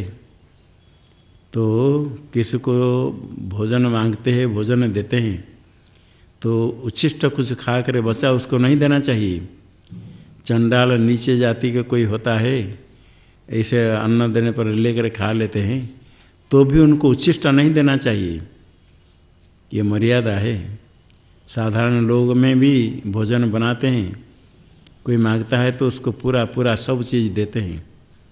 जितने जो काम करने वाले, साफ करने वाले, सब कुछ करने वाले, सेवा करने वाले जितने होते हैं उनको भोजन देते हैं। पंक्ति भेद नहीं करा जाता है, क्या जाता है भोजन में, जो सब बैठे सबको एक प्रकार भोजन देते हैं। गृहस्थ गरीब लोग में भी विवाह आदि करते भोजन बनाते हैं, उनकी सेवा करने वाले सब जाति के लोग आते हैं, जितने सब शूद्र हरिजन कोई आता है सबको जो भोजन बनाते हैं सब देते हैं। और इसमें नहीं कि अशुद्ध अपवित्र उनको दे दो, ऐसा नहीं करते हैं, ऐसा नहीं करना चाहिए। सामान्य लोग जो जानते ऐसा नहीं करते, इसलिए भोजन देने वाले को ध्यान रखना चाहिए, भोजन पवित्र बना कर रखे, पवित्र ही भोजन किसको दे, अशुद्ध अपवित्र नहीं करे। जो लोग झूठा फूटा करते हैं, अपवित्र करते हैं, किसको भोजन दिया तो उसमें पाप कमाते हैं। शुद्ध बना नहीं देख जानते, कोई सन्यासी मांगता है, वो भिक्षा मांगता है, कोई भी भोजन मांगता है, भोजन दे दिया, उसको पता नहीं कैसे बनाते, क्या शुद्धि अशुद्धि, अशुद्ध देने पर देने वाले के ही पाप होता है। उसके हाथ जाने के बाद आगे शुद्धि अशुद्धि का विचार वो करेगा, उसके हाथ आने के पहले देने वाले के ऊपर ही है, देने वाला ही शुद्ध रह कर के दे। इसलिए भोजन बनाने वाले शुद्ध पवित्र भोजन बनाए। जैसे भगवान को की पूजा करने के लिए भोजन बनाते, किसको देना है, इसे शुद्ध पवित्र रह करके भोजन बनाते समय सोचे कि हम खाने के लिए बना रहे, पचनते ते त्वघम पापा ये पचनते आत्म कारणात्, अपने लिए पकाते खाते तो पाप ही खाते हैं। भोजन पवित्र लक्ष्मी पाके शुद्ध बनाए और घर भोजनालय में कुछ भोजन बचा है तो शुद्ध ही रहे, किसको खिला सके, और खिलाए तो शुद्ध ही खिलाए, झूठा अपवित्र खिलाए तो पापी होते हैं। अलक्ष्मी का वास होता है अपवित्र भोजन में, अशुद्ध में झूठे रहने पर भूत प्रेत राक्षस अलक्ष्मी इन लोगों का सब वास होता है, उसमें अनिष्ट बहुत होता है। चंडाल को उच्छिष्ट देना निषिद्ध है, तो भी यदि ऐसे वैश्वानर उपासना करने वाला इतने निंदित कर्म भी करे, प्रतिषिद्ध है कि उच्छिष्ट दान, तो भी यदि करे चंडाल को उच्छिष्ट यदि दे तो भी आत्मनि हे वैश्य तद वैश्वानरे हुतम स्यात्। उपासना करने वाले इतने तन्मय होकर उपासना करता है, अहम अस्मि वैश्वानर, सर्वात्मा वैश्वानर हो जाता है, तो चंडाल देह में भी वैश्वानर है, उसमें भी हवन हो जाता है, अधर्म नहीं होता है उसको, ऐसे विद्या उपासना के कारण। जो अहम अस्मि वैश्वानर समष्टि, वैश्वानर अग्नि में हूँ, प्राण हूँ, वैश्वानर अग्नि समष्टि में हूँ, ऐसे उपासना करता है। उपासना करते करते अहंग्रह उपासना में हूँ दृढ़ निश्चय करके होता है तो सर्वात्मक हो जाता है। उपासना काल में भी व्यष्टि देह में अभिमान छोड़ करके सबके शरीर में अहम बुद्धि सर्वव्यापक में हूँ, तो सब होने से वैश्वानर व्यापक है, सबके शरीर के अंदर बाहर है, तो चंडाल देह में भी वैश्वानर है, उसमें हवन हो जाता है। तो यदि चंडाल को उच्छिष्ट देता है तो भी वैश्वानर के लिए हवन हो जाता है, पाप नहीं होता है। इसकी स्तुति के लिए आगे मंत्र है, यथेह क्षुधिता बाला मातरम परिपासत एवं सर्वाणि भूतानि अग्निहोत्रम उपासत इति, अग्निहोत्रम उपासत इति। यथा क्षुधिता बाला मातरम परिपासते, बुभुक्षित भूखे बच्चे माता की परिपासना, माता के पीछे पीछे आगे पीछे बोलते माता कब भोजन देगा, खिलाएगी, कब भोजन देगी, भूखे देखते माता को, देखते कहाँ इधर आई उधर आई, कभी भोजन देगी कभी खिलाएगी। इसी प्रकार सारे भूत सब कुछ ऐसे उपासना की, इस उपासक की उपासना करते हैं। सर्वाणि भूतानि अग्निहोत्र उपासते, ये वैश्वानर उपासना करने वाले कब अग्निहोत्र करेगा। अग्निहोत्र क्या है, स्वयं जो अग्निहोत्र भोजन करता है वैश्वानर उपासक, वही भोजन करते से प्राणाया स्वाहा व्यानाया स्वाहा कर आहुति देता है, वो कब भोजन करेगा सब देखते हैं। सारे भूत ब्रह्मांड में देखते हैं वैश्वानर उपासक कब भोजन करे। यदि वो भोजन कर लेता है तो सारे जगत सब तृप्त हो जाते हैं। उपासक के भोजन से सारे ब्रह्मांड तृप्त हो जाते हैं। अग्निहोत्र उपासते द्विरुति अध्याय समाप्ति के लिए, यस्या भुंक्ते यस्य गृहे भिक्षु यतिर, यस्य गृहे यतिर्भुंक्ते तस्य भुंक्ते स्वयं हरि, हरिस्य गृहे भुंक्ते तस्य भुंक्ते जगत्त्रयम्। जिसके घर में यति सन्यासी भोजन करता है तस्य भुंक्ते स्वयं हरि, सन्यासी स्वयं नारायण स्वरूप है। इसलिए नारायण करके होने से सन्यासी को जब प्रणाम करते कहते ओ नमो नारायणाय, नारायण नहीं बोलते वो नमो नारायण, बहुत लोग कहते नमो नारायण, नारायण नहीं नारायणाय। जो नहीं जानते अब इसे समझो, नमो नारायणाय कहना चाहिए। जैसे शिवाय नमः, नारायणाय नमः, नारायण का चतुर्थी अंत नारायणाय, नमो नारायणाय। और कोई कहे तो नमो नारायण नारायणाय, ये मंत्र कह करके नमस्कार करना होता है सन्यासियों को, वो नारायण स्वरूप है। तो जिसके घर में इसे सन्यासी भोजन करता है उसके घर में स्वयं हरि विष्णु भगवान नारायण भोजन करते, तस्य भुंक्ते स्वयं हरि। और हरि भगवान विष्णु जिसके घर में भोजन करते हैं तस्य भुंक्ते जगत त्रयम्, सारा जगत सारा ब्रह्मांड भोजन कर लेते हैं। इसलिए सन्यासी महात्मा को भोजन कराते हैं। गृहस्थों का कर्तव्य है, ऐसे केवल सन्यास नहीं ब्रह्मचारी को भी भोजन भिक्षा देते हैं।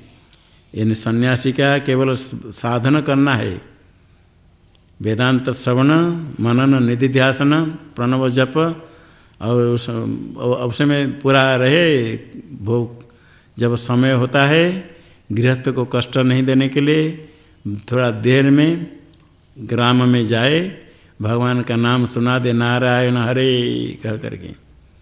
उनका कर्तव्य है वो लेकर आए। कोई सब पूरा रोटी लेकर दिखा देंगे, लीजिए महाराज जी, तो पूरा नहीं लेना एक साथ। एक व्यक्ति यदि खा लेगा, घर में हिसाब कर बनाते होंगे तो कोई भूखा रहेगा। ऐसे बनाना चाहिए, थोड़ा अधिक है, किंतु बहुत लोग नहीं जानते हैं, अथवा जानने पर भी कोई अभाव है वो नहीं बना पाते, कोई नहीं बनाते हैं, तो उनको कष्ट नहीं दे, थोड़े थोड़े ले। इसलिए मधुकरी कहते हैं, मधुकर भ्रमर जैसे थोड़े थोड़े पुष्परस ले करके मधु बनाता है। इसी प्रकार थोड़े थोड़े लिया, एक रोटी ले लिया, 4-5 घर से, चाहे 5 रोटी 7 रोटी हो गया, पर्याप्त है। 5-7 घर से भोजन लेते हैं।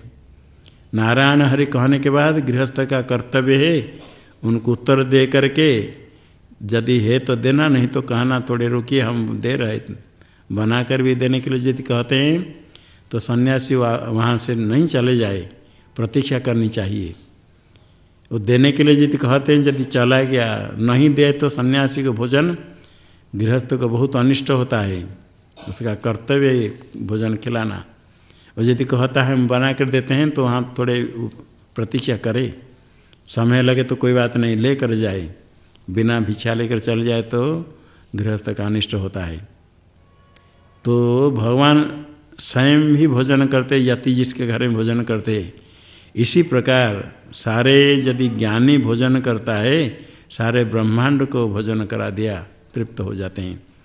बहुत सन्यासी महात्मा साधन भोजन करने वाले हैं, कोई तपस्वी तो होंगे, कोई ज्ञानी होंगे जो सबको भोजन खिलाता है। कभी ना कभी कोई ज्ञानी को भोजन मिल जाता है।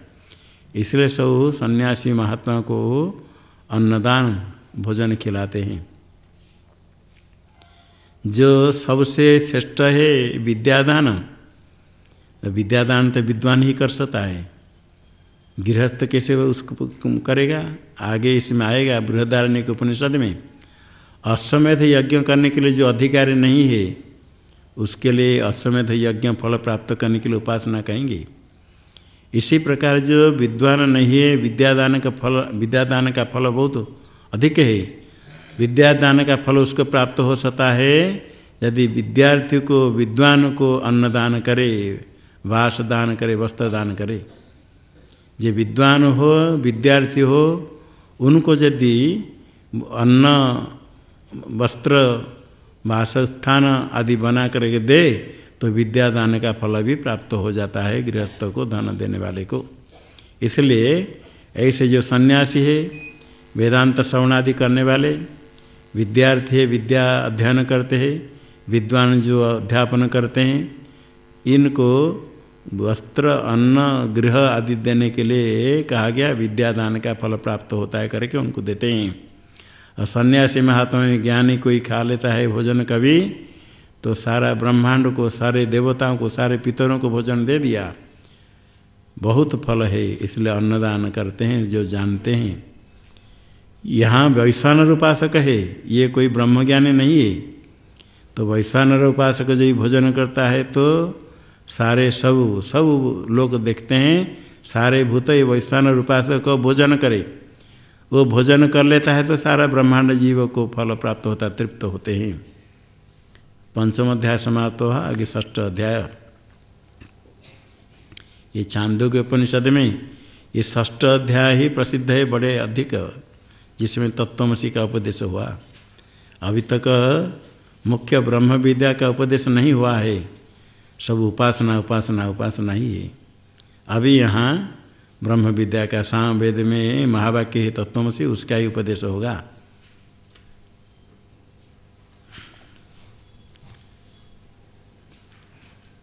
एक विद्वान खाने पर सारे जगत तृप्त हो जाए जो कहा, ये कैसे हो सकता है?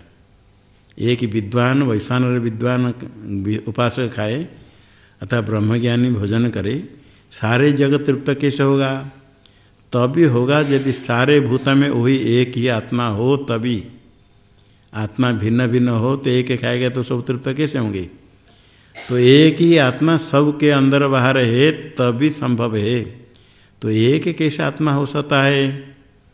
दिखा जाता है बहुत सब अलग है, कोई जन्म, कोई मरता है, कोई रोता है, कोई भूखा है, कोई खाता है, कोई रोगी है, अलग अलग है, कोई बाल है, कोई वृद्ध है, कोई युवा है, बहुत अलग अलग प्रकार है। एक कैसे होगा?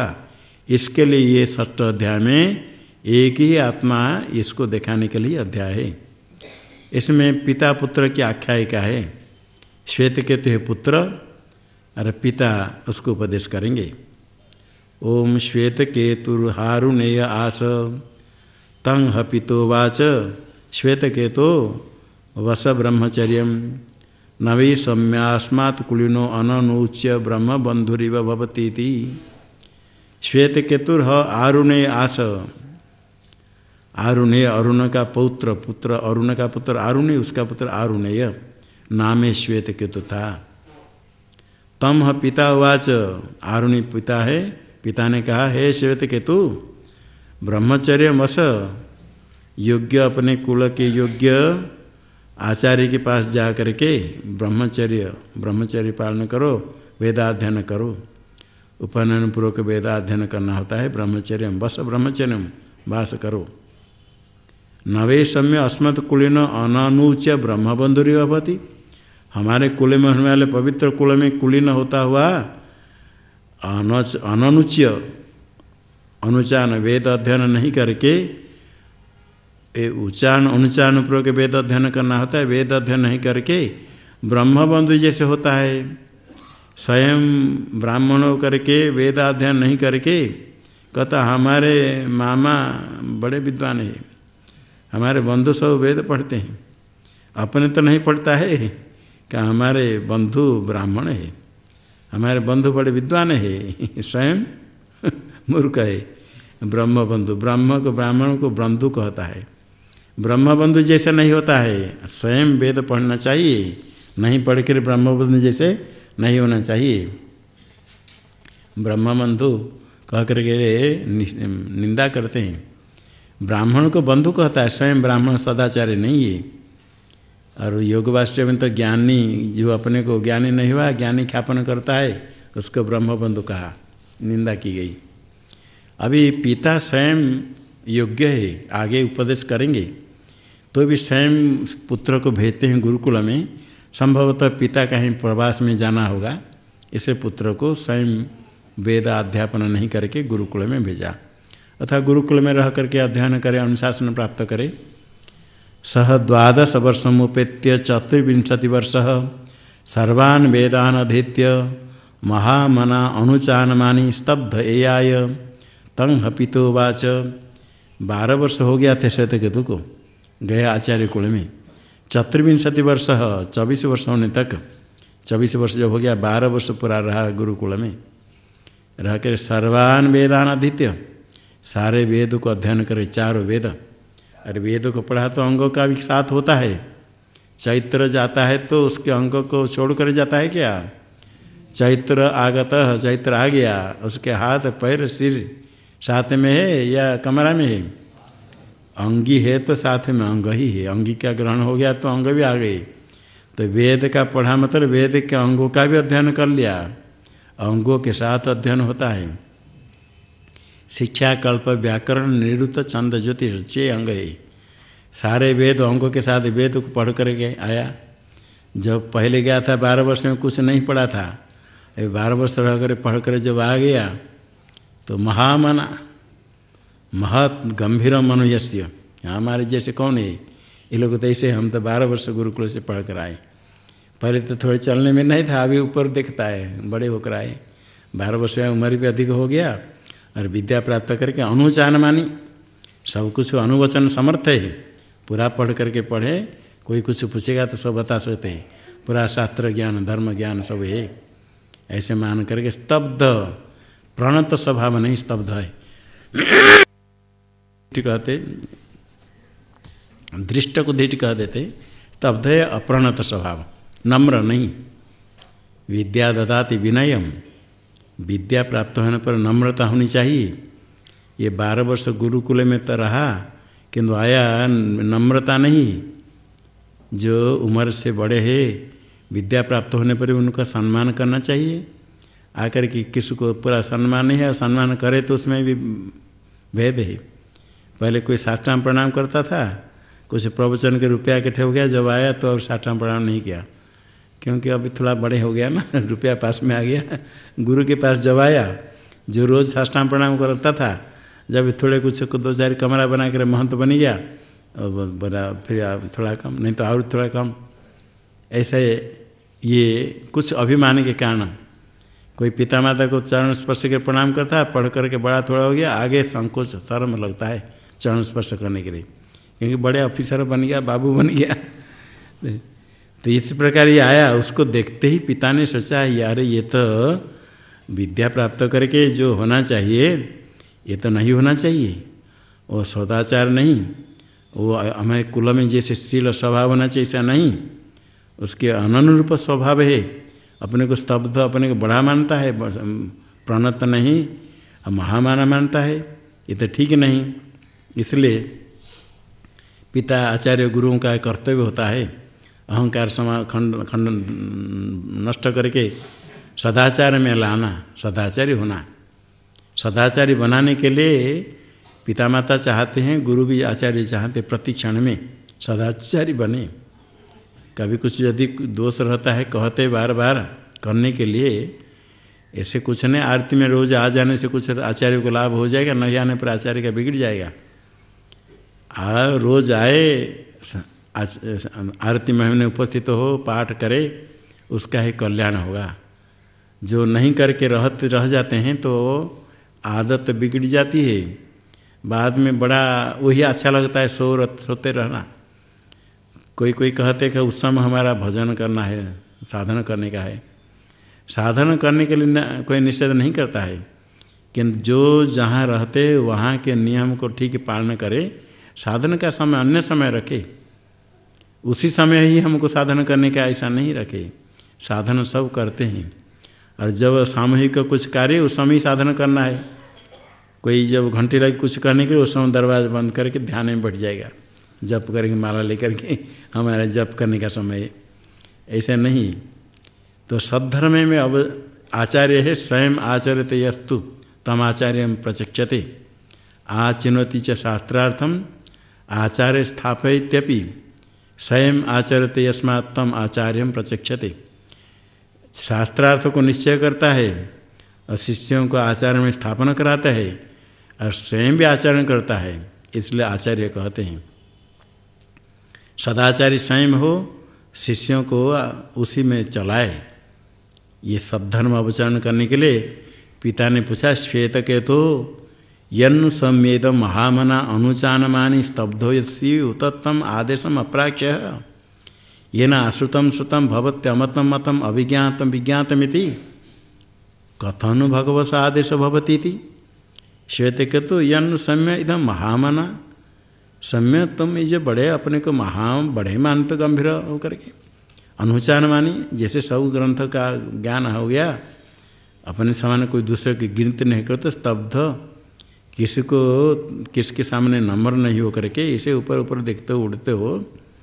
उततम आदेशम अप्राक्ष्य, क्या तुमको इसे कुछ प्राप्त हुआ? आदिश्यते ते आदेश, जो कि शास्त्र आचार्य उपदेश से ही जाना जाता है, ऐसा आदेश तुमने पूछा आचार्य से, तुमको प्राप्त हुआ? जो कि आचार्य की कृपा से शास्त्र आचार्य उपदेश से ही ज्ञान होगा, अन्य प्रकार नहीं है, ऐसा आदेश तुमने प्राप्त किया क्या? इसी के द्वारा ब्रह्म का ज्ञान होता है, आचार्य शास्त्र उपदेश से, उसके बिना नहीं। तो जिस ब्रह्म के ज्ञान हो जाने पर, जिस आदेश के प्राप्त श्रवण कर लेने से, उसका ग्रहण हो जाने पर अश्रुतम श्रुतम भवति, जो सुना नहीं हुआ वो भी श्रुत हो जाएगा, हो जाता है। इस आदेश जो है आदेश कैसा है, ये न अश्रुतम श्रुतम भवति, जिसके श्रवण करने से अन्य अश्रुत भी श्रुत हो जाता है। अमतम मतम भवति, जिसका कभी मनन नहीं किया वो भी मनन क्या हुआ, जैसे अभिज्ञात ही विज्ञात हो जाता है। जो विज्ञात नहीं था, ज्ञान नहीं था जिसका, उसका भी ज्ञान हो जाता है। ये कहने पर श्वेतकत्व का ये तो बड़ा प्रसिद्ध है। एक ज्ञान हुआ, अज्ञात वस्तु का भी ज्ञान हो जाएगा। 12 वर्ष रह करके व्याकरण पढ़ा, न्याय नहीं आता है, तर्क संग्रह पढ़ना पड़ता है। तर्क संग्रह पढ़ा फिर कोई अर्थ संग्रह नहीं आता है। एक ग्रंथ पढ़ लिया तो दूसरे ग्रंथ कहाँ जाता है। और व्याकरण लघु कोंदी पढ़ा तो सिद्धार्थ कोंदी बाकी है, उसको पढ़ लिया तो और आगे उसकी टीका बाकी है, भाष्य बाकी है। तो एक ग्रंथ पढ़ने पर अन्य ग्रंथ को पढ़ना पड़ता है। ऐसे यदि होता तो एक ग्रंथ गुरुजी पढ़ा देते, एक को ज्ञान होने पर सबका ज्ञान हो जाए, सरल है। इतने 12 साल तक क्यों पढ़ना पड़ा। तर्क भी पढ़ो, न्याय भी पढ़ो, वेदांत भी पढ़ो, मीमांसा पढ़ो, फिर ज्योतिष शास्त्र, कितने और शास्त्र है। एक ही ज्ञान से अज्ञात का भी ज्ञान, अश्रुत का श्रवण, अमत का भी मनन, अभिज्ञात के ज्ञान, ये तो अत्यंत विरुद्ध है। अन्य ज्ञान से घट को देखा तो घट का ज्ञान, और घट को जान लेना तो पट का ज्ञान हो जाएगा। व्याघ्र को देख लिया तो हाथी का ज्ञान हो जाता है, हाथी को देख लिया तो सिंह को देख लिया, ऐसा नहीं होता है। पर्वत को देख लिया तो समुद्र का ज्ञान हो जाएगा, ऐसा तो नहीं होता है। एक के ज्ञान से अज्ञात कैसे होता है। कथन भगवत आदेश भवति, ये कौन सा किस प्रकार वो आदेश है। अज्ञात का भी ज्ञान कैसे हो जाएगा, ये तो असंभव है। तो पिता कहते हैं यथा सौम्येकेन मृतपिंडेन सर्व मृण्मय विज्ञातम स्याद वाचारंभणम विकारो नाम ध्येय मृत्तिकेतेव सत्यम।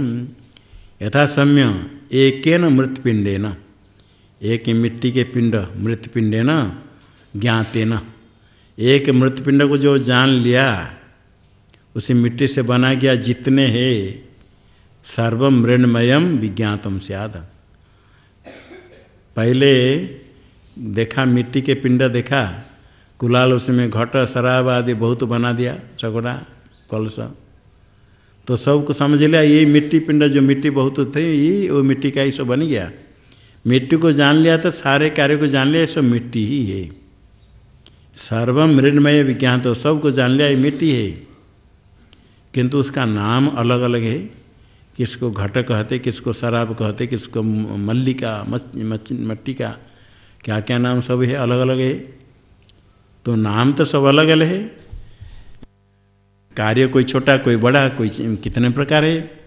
कहते बाकी कहते मिट्टी से अतिरिक्त जो कार्य तुम कहते हो वाचारंभणम, वाणी के आलंबन मात्र है।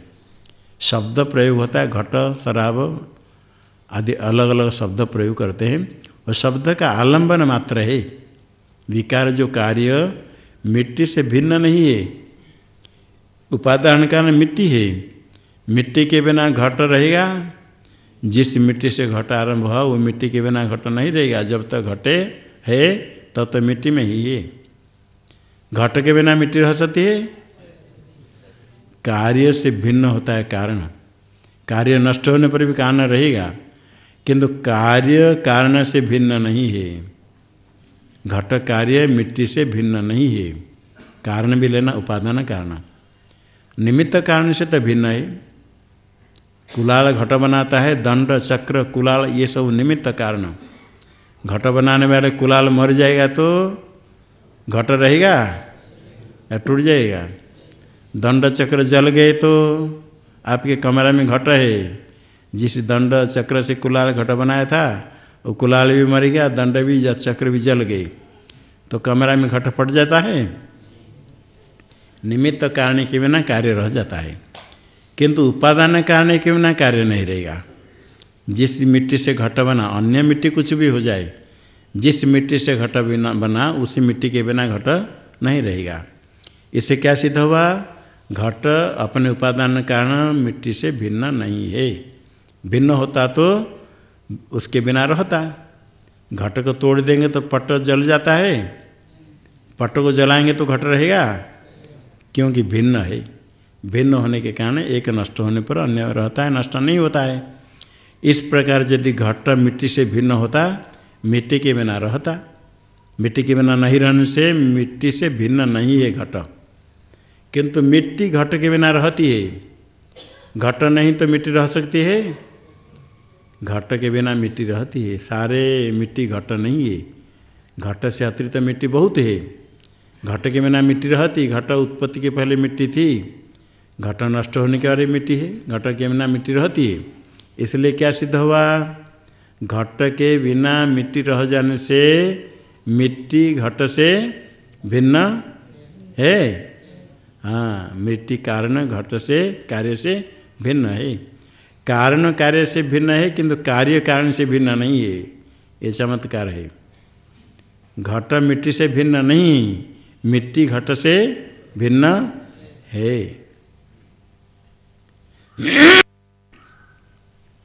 तो घट जो कार्य है नाम मात्र है। मिट्टी को अलग करेंगे तो घट की कोई सत्ता नहीं, मिट्टी ही है। मिट्टी से अलग है ही नहीं घट की सत्ता। मिट्टी को अलग करो, घटे में पानी रखो, तंतु अलग करके कपड़ा को ओढ़ लो, तंतु के बिना रहेगा पट?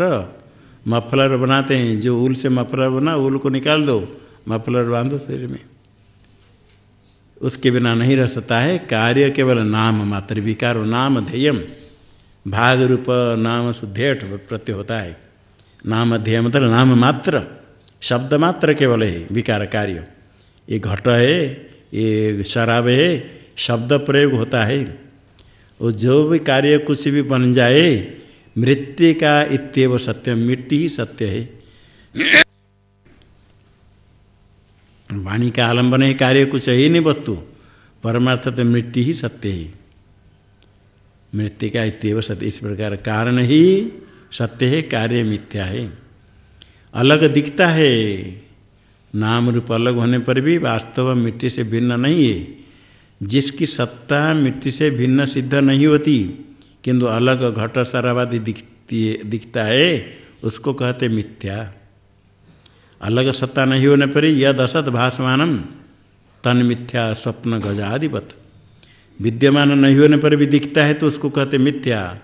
जैसे सपने में हाथी है, राज्य में सर्प है, इसी प्रकार कारण से अतिरिक्त कार्य की सत्ता सिद्ध नहीं होती तो भी अलग दिखता है तो उसको कहते मिथ्या। तो जितने कार्य मिट्टी के, मिट्टी को जान लिया तो सब को ज्ञान हो गया। इसी प्रकार एक ज्ञान से सब का ज्ञान हो जाएगा, तब भी संभव होगा यदि सब का कारण कोई एक हो। सारे ब्रह्मांड का कारण कोई एक हो, उसके ज्ञान होने पर सब का ज्ञान हो जाएगा। एक दृष्टांत दिया। इसी प्रकार और दो दृष्टांत, तीन दृष्टांत के द्वारा यही सिद्ध होता है, कारण के ज्ञान से कार्य का ज्ञान हो जाता है, क्योंकि कार्य कारण से अलग नहीं है। कार्य केवल नाम मात्र शब्द के आलंबन है, शब्द केवल प्रयोग किया जाता है। कारण ही सत्य है, मिट्टी से भिन्न घट सत्य नहीं है। घट मिथ्या है, मिट्टी ही सत्य है।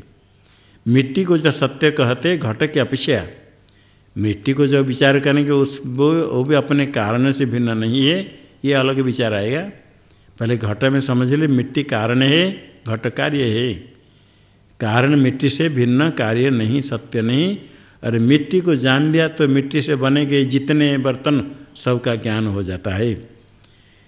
यथा सौम्यैके न लोहमणिना सर्वं लोहमयं विज्ञातं स्यात् वाचारंभणं विकारो नाम ध्येयं लोहमित्येव सत्यम। यथा समय एक न लोहमणिना, लोह के मणि सुवर्ण है पिंड, सोना के पिंड को जान लिया तो उसी सोने से जितने अलंकार भूषण बनाएंगे सर्वम लोहमयम विज्ञातों स्यात्। जितने कटक कुंडल मुकुट है आदि है सब सोना ही ज्ञान हो जाएगा। और सुवर्ण के भूषण का नाम अलग अलग भूषण है, अलग अलग रूप है, बहुत प्रकार भूषण, बहुत नाम है। संस्कृत नाम तो नहीं जानते हैं, भाषा में भी क्या क्या नाम कहते, कहाँ कितने प्रकार बनाते हैं, किसी को मालूम नहीं होगा। एक भाषा में ज्ञान है, कितने भाषा का ज्ञान है, भाषा बहुत ही। ये आदिवासी पहाड़ में रहने वाले भाषा जो बोलते हैं, एक पहाड़ के एक स्थान के आदिवासी की भाषा दूसरे आदिवासी नहीं समझ पाएंगे, अन्य कौन समझेगा तो नहीं, उन्हें क्या परस्पर भी नहीं समझ पाएंगे। आदिवासी में परस्पर भाषा है, लिपि नहीं, बोलने का ही है, क्योंकि ऐसे शब्द है सुनने पर अर्थ तो समझ नहीं आएगा, शब्द भी समझ नहीं आएगा क्या शब्द बोलते हैं। कि महात्मा ने बताया हमारी भाषा ऐसा है कि लोहे के डब्बा में छोटे छोटे कंकर गोली रख लो, इसको हिलाओ जैसे शब्द होता है ऐसे भाषा है। स्वयं कहा वो समझ गए होंगे नाम कहने की आवश्यकता नहीं, स्वयं महात्मा ने कहा था, स्वयं कहा था, बोला हमारी भाषा ऐसे ही लोहे के डब्बे में कंकर कर हिलाओ, खट खट ढं ठं ठं ऐसे होता है तो भाषा अलग अलग है, सब नहीं समझते हैं, नाम रूप सब अलग है। किंतु सुवर्ण को जान लिया तो उसके भूषण जितने भी हो सबको जान लिया। और सोनारे के पास ले लो, भूषण जितने भी सुंदर कुछ भी हो, वो पहले तोड़ मोड़ करके पिघाल करके देखेगा, घिस करके, नहीं तो पहले घिस करके देखेगा ये क्या है, सोना कितने है, उसके अनुसार उसका मूल्य होता है। आकार से कोई मतलब नहीं है। सुवर्ण को जान लिया तो पिंड को, सारे लोहमय को जान लिया। वाणी का आलम्बन वाच आरंभन आलम्बन मात्र है, विकार है कार्य। नाम ध्येय का था नाम मात्र, केवल शब्द ही है, अर्थ नहीं, कुछ कार्य अलग नहीं, कारण से भिन्न। लोहमित्येव सत्यम, सुवर्ण ही सत्य है। यथा सम्यकेन नख निकृंतनेन सर्वं कार्ष्णायसं विज्ञातं स्यात् वाचारंभण विकार नाम ध्येयम् कृष्णायसमित्येव सत्यम एवं सौम्य स आदेशो भवति इति। यथा समय एकेन नख निकृंतनेन, नख निकृंतन नाखून, नख काटने के लिए नाखून होता है, नाखून कह करके उसके उपलक्षण है लोह लेना, कृष्णायसम, लोह काले लोहा है, लोह जैसे सुवर्ण पिंड से लोह को जान लिया तो कृष्णाय अयस विकार, लोहे के विकार जितने काष्णायस, लोहे के कार्य जितने हैं, लोहे के चाकू भी बनाते हैं, लांगड़ में लगाते हैं, खड़ग बनाते हैं, जितने लोहे का विकार हो सब विज्ञात हो जाता है कारण के ज्ञान से। कार्य का नाम रूप अलग होने पर भी लोहे ही है, लोह रूप कारण के बिना कुछ कार्य नहीं रहेगा। लोहे के कार्य जो विकार कार्य है, वाणी का आलम्बन मात्र, नाम मात्र, लोहा ही सत्य है। एवं सम्य स आदेश भवति, कहते इस प्रकार वो आदेश होगा। 3 दृष्टांत दिया, अनेक दृष्टांत से समझ लेना। अनेक प्रकार भेद जगत है, दृढ़ निश्चय करो, सब का कारण कोई एक होगा, उपादान कारण, उसके ज्ञान से सब का ज्ञान हो जाएगा। अलग अलग सब का ज्ञान प्राप्त करना बड़ा कठिन है। मिट्टी के बर्तन जो बनाते हैं सबका नाम रूप अलग अलग है, सोने का भूषण भी अलग अलग नाम रूप बहुत है, कोई नहीं जान सकता है कितने की भाषा में क्या रूप, नए नए सोनार, नए नए अपनी इच्छा से जैसे भूषण बनाए। स्वर्ण का ही मूल्य है, आकार प्रकार थोड़ा कुछ अलग कर दिया, अलग नाम रख दिया, उसको जानना कठिन है। सोने को जान लिया तो सब जान लिया। ठीक इसी प्रकार बहुत कुछ जानने की इच्छा होती है, सारे जगत में क्या है संवाद सुनते हैं, जानना चाहते हैं। जितने जानने पर भी एक विषय में भी सबको जानना कठिन है, विषय तो भिन्न भिन्न है। तो एक एक विषय में पढ़ करके बहुत विद्वान होते हैं, एक विषय में सर्वज्ञ होना कठिन है। एक विषय के क्या था, अन्य विषय तो बहुत ही। एक ही ब्रह्म के ज्ञान प्राप्त कर ले तो सबका ज्ञान हो जाएगा, उसके बिना जितने ज्ञान प्राप्त करे तो कृतार्थ नहीं होता है। तो यही होता है, एक है आदेश होगा, एक के ज्ञान से अज्ञात विज्ञात हो जाता है। जिसका मनन कभी नहीं किया उसका भी मनन हो जाता है, जिसका श्रवण नहीं किया था उसका भी श्रवण हो जाता है।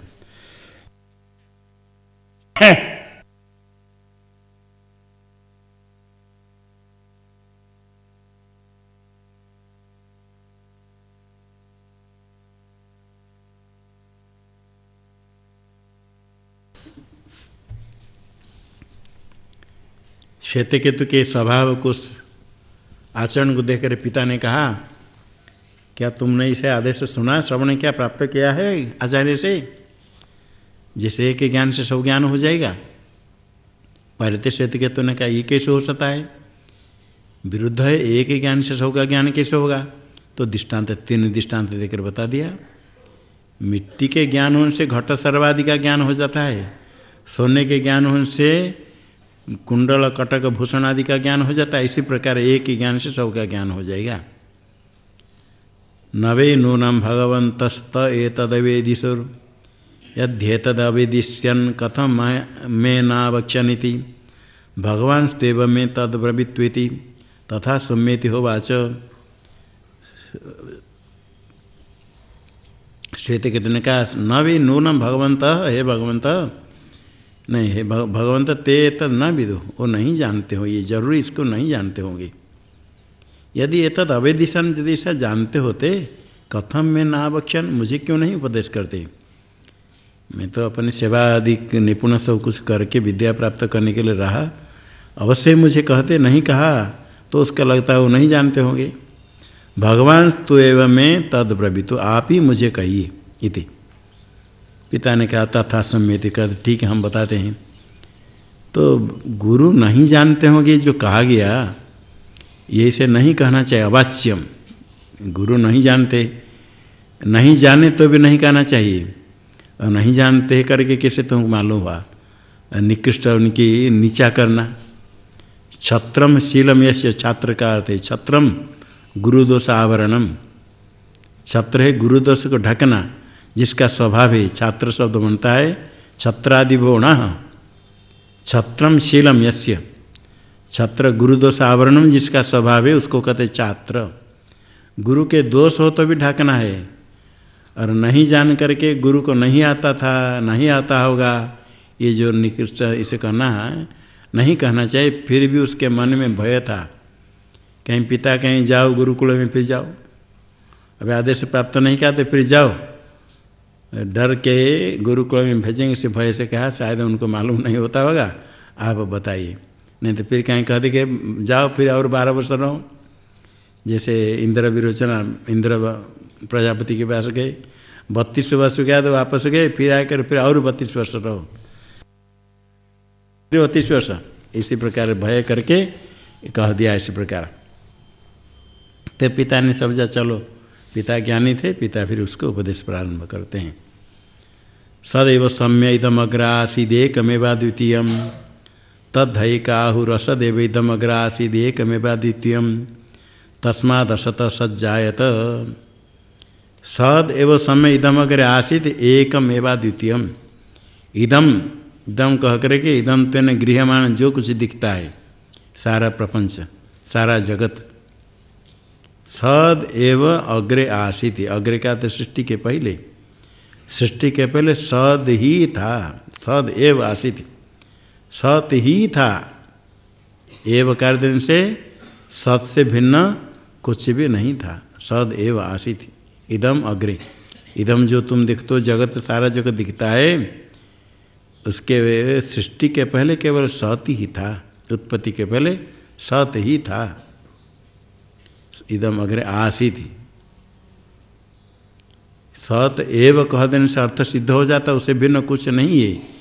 तो भी स्पष्ट करने के लिए एकम, एक ही था सत। कहीं सत कह करके सत अनेक हो, ऐसा नहीं। आश्रित कहन से एक वचन से तो सिद्ध हो जाता है। तो भी कहीं जातीय भेद प्राय एकस्मिन बहुवचन मन्य तरसाम, जाति को लेकर के एक वचन प्रयोग हो जाता है। तो अनेक सत पदार्थ नहीं, एकम, एकम एव अद्वितीय कह करके स्वगत सजातीय विजातीय 3 भेद का निराकरण किया।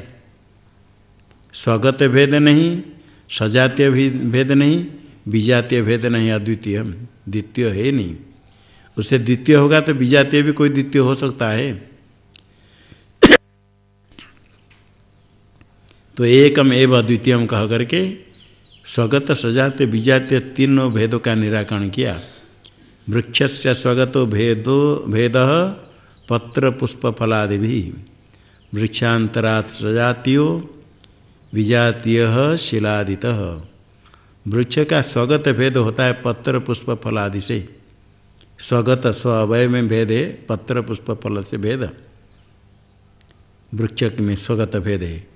और सजातीय वृक्षांतरात सजातीय, एक वृक्ष अन्य वृक्ष से भिन्न है। आम का एक वृक्ष है, दूसरे वृक्ष पनस है, कटहल। आम के वृक्ष से पनस से वृक्ष कटहल वृक्ष भिन्न है, किंतु एक आम के वृक्ष दूसरे के आम के वृक्ष वो भिन्न होगा।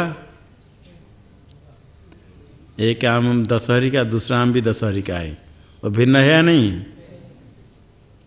भिन्न है। समान प्रकार होने पर भी एक नहीं, भिन्न नहीं होगा तो एक को काट देने से दूसरे भी कट जाना चाहिए, भिन्न है।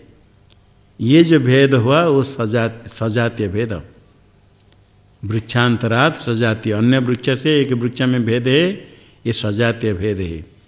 और विजातीय होता है, वृक्ष से विजातीय पत्थर है, पत्थर से वृक्ष भिन्न है क्या? भिन्न है, इसको कहते विजातीय भेद, विजातीय शिलादित। एकम एव अद्वितीय कह करके ब्रह्म में स्वगत भेद सदरूप ब्रह्म है, स्वगत भेद नहीं, क्योंकि वो निरवय है। निरवय होने के कारण निष्कल है ब्रह्म, निरवय में स्वगत भेद नहीं होगा। और सजातीय भेद नहीं होगा, उससे सजातीय अन्य वस्तु हो तो दो सद नहीं, सजातीय दूसरा, अन्य ब्रह्म नहीं, एक ही है। और विजातीय नहीं होगा, उससे विजातीय कौन होगा? सत से विलक्षण कौन होगा? असत होगा।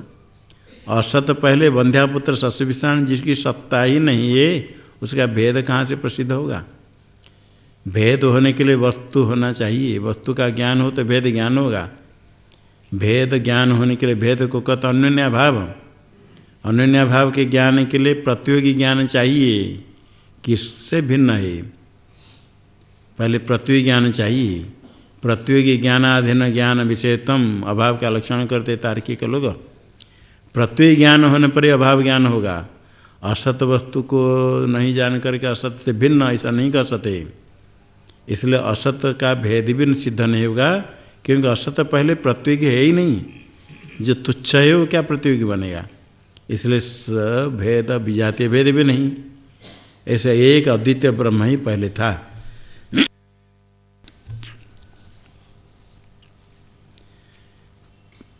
तद्धेय के आहुर असदेव इदमग्र आसित। कुछ लोग कहते हैं पहले असत ही था, इदम अग्र आसित, इदम अग्र असत एव आसित, वो असत था, एकम एव अद्वितीयम, एक अद्वितीय असत वस्तु थी, तस्माद असत सत जायत, उसी असत से सत उत्पन्न हुआ, ऐसे कोई लोग कहते हैं। असत एव इदम अग्र आसित, असत ही था, उस सत से सत उत्पन्न हुआ, ऐसे कुछ लोग कहते हैं। असत वस्तु का तो अर्थ अलग है, यहाँ तो भ्रांति निवृत्ति के लिए दूसरे वाक्य दे करके प्रयोग करते हैं, क्योंकि विपरीत ग्रहण भ्रांति की निवृत्ति के लिए विपरीत ज्ञान को देखा करके फिर उसकी निवृत्ति करनी चाहिए। वस्तुतः असत होने, असत एवं इदमग्र आसित, आसित में सद धातु है, अस धातु है। आसित मतलब था अस भूवि, असत के साथ आसित का प्रयोग नहीं होगा, जो नहीं है उसको कहते असत अविद्यमान, विद्यमान हो तो सत आसित प्रयोग होगा, अविद्यमान हो तो असत के साथ आसित का कैसे प्रयोग होगा? असत तुच्छ है, ऊपर आसित, आसित तो सत हो जाएगा। जो अस्थि आसित, जो अस धातु का प्रयोग होता है वो सत अर्थ है, सत भी उसी धातु का बनता है। तो न सत असत होगा तो उसके साथ आसित का अन्वय नहीं होगा, इसलिए असत के साथ आसित का संबंध नहीं हो सकता है। आसित है तो सद ही होगा करता। तो उसमें पंचदशी में आता है असत के साथ आसित का संबंध नहीं होगा। यदि सत कहने के बाद फिर आसित कहना क्या जरूरत है? तो पुनरुक्ति दोष है। सत का अर्थ सद, आसित का अर्थ सद। अतीत काल में जो अतीत काल में सत था वही आसित का अर्थ सत था। सत पूर्व काल में सत था, आसित का अर्थ सत था। सत पहले सत पूर्व काल में सत था, जो सत तो सत ही था, सत तो सत है। सत सत कहना ये वाक्य में पुनरुक्ति दोष है। घटो घट, ये पुष्प पुष्प है, पुष्प फल है क्या? पुष्प पुष्प है, पुष्पम पुष्पम भवति, ये वाक्य प्रमाण नहीं है। पुष्पम पुष्पम, पुष्प तो पुष्प है, ये शब्द के क्या अर्थ ज्ञान नहीं होगा। जो घट घट है, घट घट है तो दोनों में क्या भेद है? दो क्यों कहते हो? यह उद्देश्य विधेय का भेद होना चाहिए। घट मिट्टी है, कुंडल सुवर्ण है, ये तो ज्ञान हो सकता है, क्योंकि उद्देश्य है घट और विधेय होता है मृत। उद्देश्य कुंडल, विधेय होता है सुवर्ण। और उद्देश्य विधेय समान हो तो शाब्द बोध नहीं होगा, ये शास्त्र में बताते हैं, न्याय तर्क शास्त्र में बोलते हैं। तो सत आश्रित में क्यों प्रयोग करते दो? पुनरुक्ति दोष। तो उसमें उत्तर दिया, ऐसे लोक में प्रयोग किया जाता है, सर्वत्र पुनरुक्ति दोष नहीं मानते हैं। कर्तव्यम कुरुते वाक्यम ब्रूते, जो बोलता है उसको कहते वाक्य, कहते वाक्यम ब्रूते। जो करना है कर्तव्य है, कहते कर्तव्यम करोति। जो कर रहा है तो कर्तव्य, करने योग्य कर्म कर रहा है। कर्तव्यम कुरुते क्या होगा? कर्तव्य तो जो करता है। कर्तव्यम कुरुते वाक्यम ब्रूते आदि प्रयोग होता है, इसमें पुनरुक्ति दोष नहीं माना जाता है। तो सत आश्रित से प्रयोग होता है समझाने के लिए। सत आश्रित कहने से जो कारण सत है असत नहीं है, सत्पूर्वक कार्य, कारण पहले था, उसे कार्य की उत्पत्ति हुई। कुछ लोग बौद्ध लोग विनाश कहते सबका नाश हो जाता है, घट को तोड़ दिया तो नष्ट हो गया, और उत्पत्ति होती अंकुर की उत्पत्ति होती सत्य से नहीं अभाव से कहते हैं। सब देखते बीज को डाल करके बीज से अंकुर बनाते हैं, तो बीज पहले रहेगा तो अंकुर बनेगा। दूध होने पर दही बनता है, कारण कोई होने पर कार्य बनेगा। असत से कैसे कार्य बनेगा? वो कहते बीज तो है तो अंकुर कैसे होगा? बीज नष्ट होगा तो अंकुर बनेगा। जब अंकुर बनेगा उस समय बीज रहता है, बीज नष्ट हो गया तो बीज नष्ट होने पर अंकुर होता है। बीज नाश नहीं होगा अंकुर बन जाएगा, ऐसा नहीं होगा। तंडुल भी ऐसा रहेगा और भात भी हो गया, ऐसा नहीं होगा। तो बीज नष्ट होकर के अंकुर बनता है। बीज नष्ट हो गया तो अभाव हो गया, अभाव से अंकुर उत्पन्न हुआ, ये कहते हैं। जैसे बीज नष्ट होकर अंकुर बनता है, अभाव से अंकुर बना, इस प्रकार सारे कार्य अभाव से बनता है, इसे बौद्ध लोग कहते हैं। ये सारे जगत तो पहले ये असत था, तुच्छ कुछ नहीं था, उससे ही सारा जगत बन गया। श्रुति कहती, इसको प्रमाण देते हैं, असदेविदम अग्रे आसीत् एकमेवादित्यम तस्मात् असत सज्जायत। श्रुति का प्रमाण तो नहीं मानते, अपने मत सिद्ध करने इतना से लेंगे, एक आहु आगे पीछे कुछ नहीं करेंगे। असदेविदम अग्रे आसीत् एकमेवादित्यम तस्मात् असत सज्जायत। ये देखो श्रुति क्या कहती, पहले अग्रे असत था, एक अद्वितीय असत तुच्छ था, उसे असत से ही सारा जगत बन गया, ऐसे कहते हैं। किंतु आगे श्रुति स्पष्ट कर देती है, ये तो भ्रांति देखा करके भ्रांति निवृत्ति करने के लिए श्रुति कहती है। तो आगे पीछे विचार नहीं करके बीच में कोई पद ले लेंगे तो भ्रांति होगी। कुतस्तु खलु सम्येवं स्यादिति होवाच कथम असत सज्जायतेति सत्यव सम्येदमग्र आसीद् एकमेवाद्वितीयम्। भ्रांति को देखा है, कोई लोग कहते हैं पहले असत था, असत से ही जगत उत्पन्न हुआ। आगे का कुतस्तु खलु समय एवं स्याद, हे समय कथम एवं स्याद, ये किस कारण से होगा? कथम असत सज्जायत, असत से सत्य की उत्पत्ति कैसे होगी? अभाव से भाव की उत्पत्ति कैसे होगी? दुग्ध नष्ट होकर दही बनेगा, किंतु अभाव से दही बनेगा तो जमा दो दही, दूध क्यों मंगाते हैं? अभाव कहाँ नहीं है, अभाव तो सर्वत्र सुलभ है। अभाव से कार्य बनाना है तो क्या आवश्यक है? धन का अभाव है, मकान खड़ा कर लो। ईंट का अभाव है, मकान बन जाएगा। सीमेंट नहीं, ईंट नहीं, पत्थर नहीं, मकान बना दो। अभाव से बनाना है, अभाव तो ही। यदि थोड़े बहुत कुछ ईंटें उसको फेंक दो, अभाव हो गया, अब बनाओ। अभाव है कि पदार्थ तार्किक लोग कहते हैं, ठीक है, भाव अभाव तो पदार्थ करे कहते हैं, किंतु अभाव से कार्य बन जाएगा तो अभाव सुलभ है, कार्य बन जाए, ऐसा नहीं होता है। कुतस्तु खलु सौम्य एवं स्याद, बीज से ही अंकुर बनेगा। अंकुर यदि चना के अंकुर बनाना है, पेड़ लगाना है, तो चने बीज डालना पड़ेगा। खाने के लिए अंकुर बनाते हैं तो मूंग का अंकुर खाना है तो मूंग चाहिए, रेत से मूंग के अंकुर बन जाते हैं, दूसरे बीज से भी नहीं बनता है, उसी बीज चाहिए। तो कार्य नियत कारण लाते हैं कार्य बनाने के लिए, तो अभाव से भाव उत्पत्ति कैसे होगा? कथम असत सत जाए तो असत से सत्य की उत्पत्ति कैसे होगी? जो तुच्छ है कुछ नहीं, उससे सत्य की उत्पत्ति कहीं नहीं देखी गई। असत से सत्य तो बंध्या पुत्र कोई कार्य कर ले, नहीं होता है। सत्यव समेदम अगर आसीत, इसलिए सत्य ही समेदम, सत्य ही था पहले, एकमेवाद्वितीयम। असत नहीं, सत्य ही, ऐसे स्पष्ट श्रुति कर देती है। भ्रांति निवृत्ति के लिए लोग मानते हैं तो स्पष्ट कर देती है, असत था इसे कोई मानते हैं, उससे जगत बना, किंतु ये कैसे हो सकता है? असत से सत्य की उत्पत्ति कैसे होगी? सत्य ही था, ये श्रुति स्पष्ट कर देती है। असत कारण का, असत तुच्छ कारण था, इसका निराकरण करने के लिए श्रुति स्पष्ट है। किंतु जिसका दुराग्रह है, आगे पीछे नहीं देकर के इतना से लेकर के अपने पुस्तक में छपा देंगे। देखो वेद वाक्य है, पहले असत ही था। इसी प्रकार जो किसमें दुराग्रह है किसी मत में, उसको सिद्ध करने के लिए मतलब थोड़ा ले करके बता देंगे।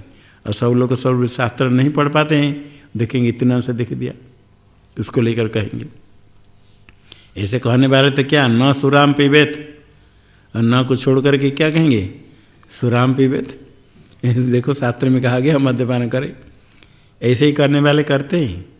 जहाँ न को छोड़ देंगे, न को पूर्व वाक्य के साथ जोड़ देंगे, न को छोड़ न पूर्व वाक्य जोड़ देंगे और आके यहाँ से वाक्य शुरू हुआ, तो अर्थ अनर्थ हो जाएगा। तो विभिन्न ऐसे विपरीत अर्थ होता है। इसकी निवृत्ति के लिए श्रुति स्पष्ट कर देती है।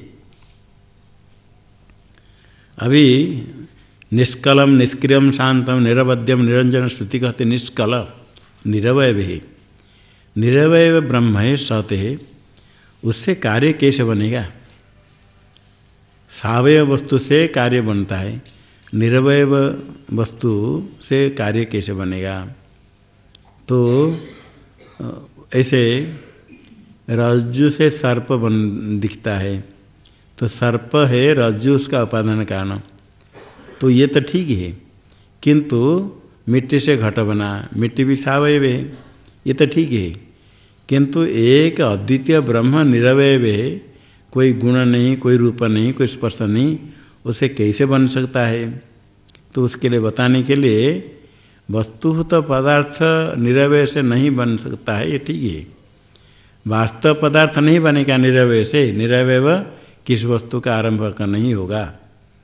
इसलिए न्याय के लोग जब परमाणु को निरवय कहते हैं, उसका निराकरण किया जाता है ब्रह्मसूत्र में, ठीक नहीं है, निरवय नहीं हो सकता है। दो परमाणु निरवय है, दोनों मिलकर के द्विअणु का बनता है, इसे वैशेषिक मत है। दोनों परमाणु निरवय, दोनों का संयोग होकर द्विअणु का बनेगा। तीन द्विअणु के संयोग से त्रिअणु का बनता है, ऐसे कहते हैं। दो परमाणु ये कहते हैं, संयोग जो होता है अव्याप्य वृत्ति, यह पुस्तक का संयोग है ना, हस्त के साथ पूरा पुस्तक में हाथ का संयोग है, पूरा हाथ में पुस्तक का संयोग है, पट के साथ पुस्तक का संयोग है, सारा पट में पुस्तक है, सारा पुस्तक का पट के साथ संयोग है, तो पुस्तक के साथ पट का संयोग है या नहीं है?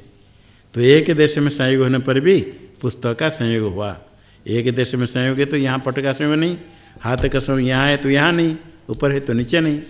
एक देश में संयोग होता है, एक देश में नहीं होता है। इसको कहते हैं अव्याप्य वृत्ति, व्याप्त होकर के नहीं रहता है।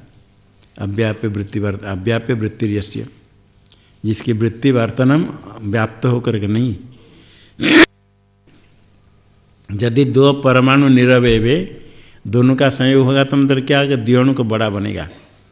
बड़ा होने के लिए एक देश में संयोग हो, एक देश में संयोग नहीं हो तब तो बड़ा बनेगा। एक है ये दूसरा है, इसका संयोग यहाँ हुआ, ये लंबा बढ़ गया क्योंकि एक देश में हुआ, यहाँ संयोग नहीं है। तब इस प्रकार एक देश में संयोग हो, एक देश में नहीं होगा तो बड़ा बनेगा प्रचय। दोनों यदि निरवय है, निरवय का एक देश संयोग और एक देश में संयोग नहीं, ये बनेगा।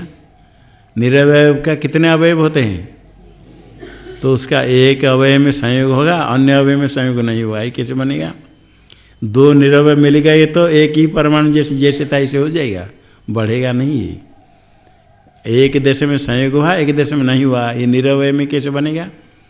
या तो परमाणु को निरवय जो मानते तो उसको छोड़ो, अब परमाणु को निरवय मानेंगे तो दोनों संयोग होने पर बढ़ेगा नहीं, द्विअणु को संयोग भी नहीं होगा, इसलिए ये ठीक नहीं है।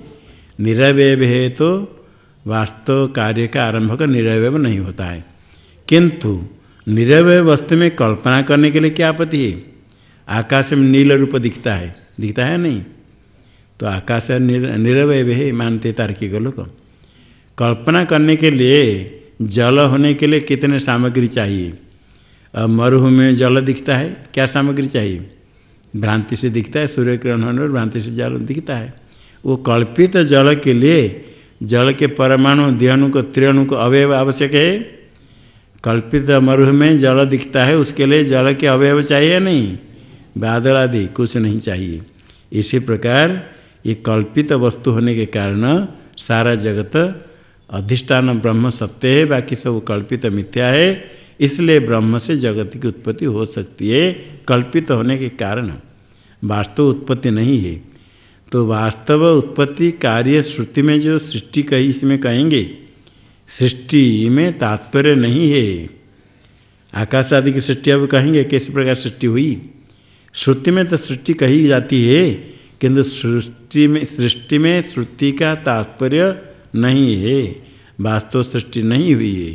ये मिथ्या जगत है, अद्वितीय ब्रह्म अधिष्ठान सत्य है, बाकी सब मिथ्या। इसको बताने के लिए सृष्टि कही जाती है। सृष्टि में श्रुति का तात्पर्य नहीं है। तो सृष्टि कैसे होती है, यहाँ से प्रारंभ होगा, कैसे सृष्टि होती है। यहाँ सृष्टि करने के पहले परमात्मा में इच्छन हुआ दर्शन विचार। सांख्य लोग कहते हैं कि प्रधान होता है त्रिगुणात्मक, सत्व रजस्तम त्रिगुणात्मक प्रधान जो जड़ है, उसे से ही सारा जगत की उत्पत्ति हो जाती है, ब्रह्म से नहीं है।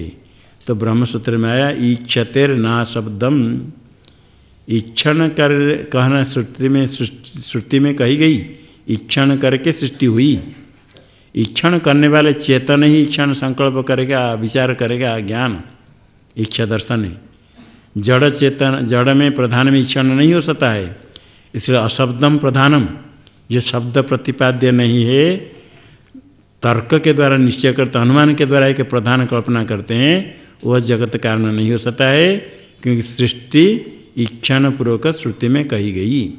इसलिए अशब्दम प्रधानम जगत कारण न, अद्वितीय ब्रह्म ही जगत का कारण कहने के लिए यहाँ इच्छन पूर्वक सृष्टि कही जाती है।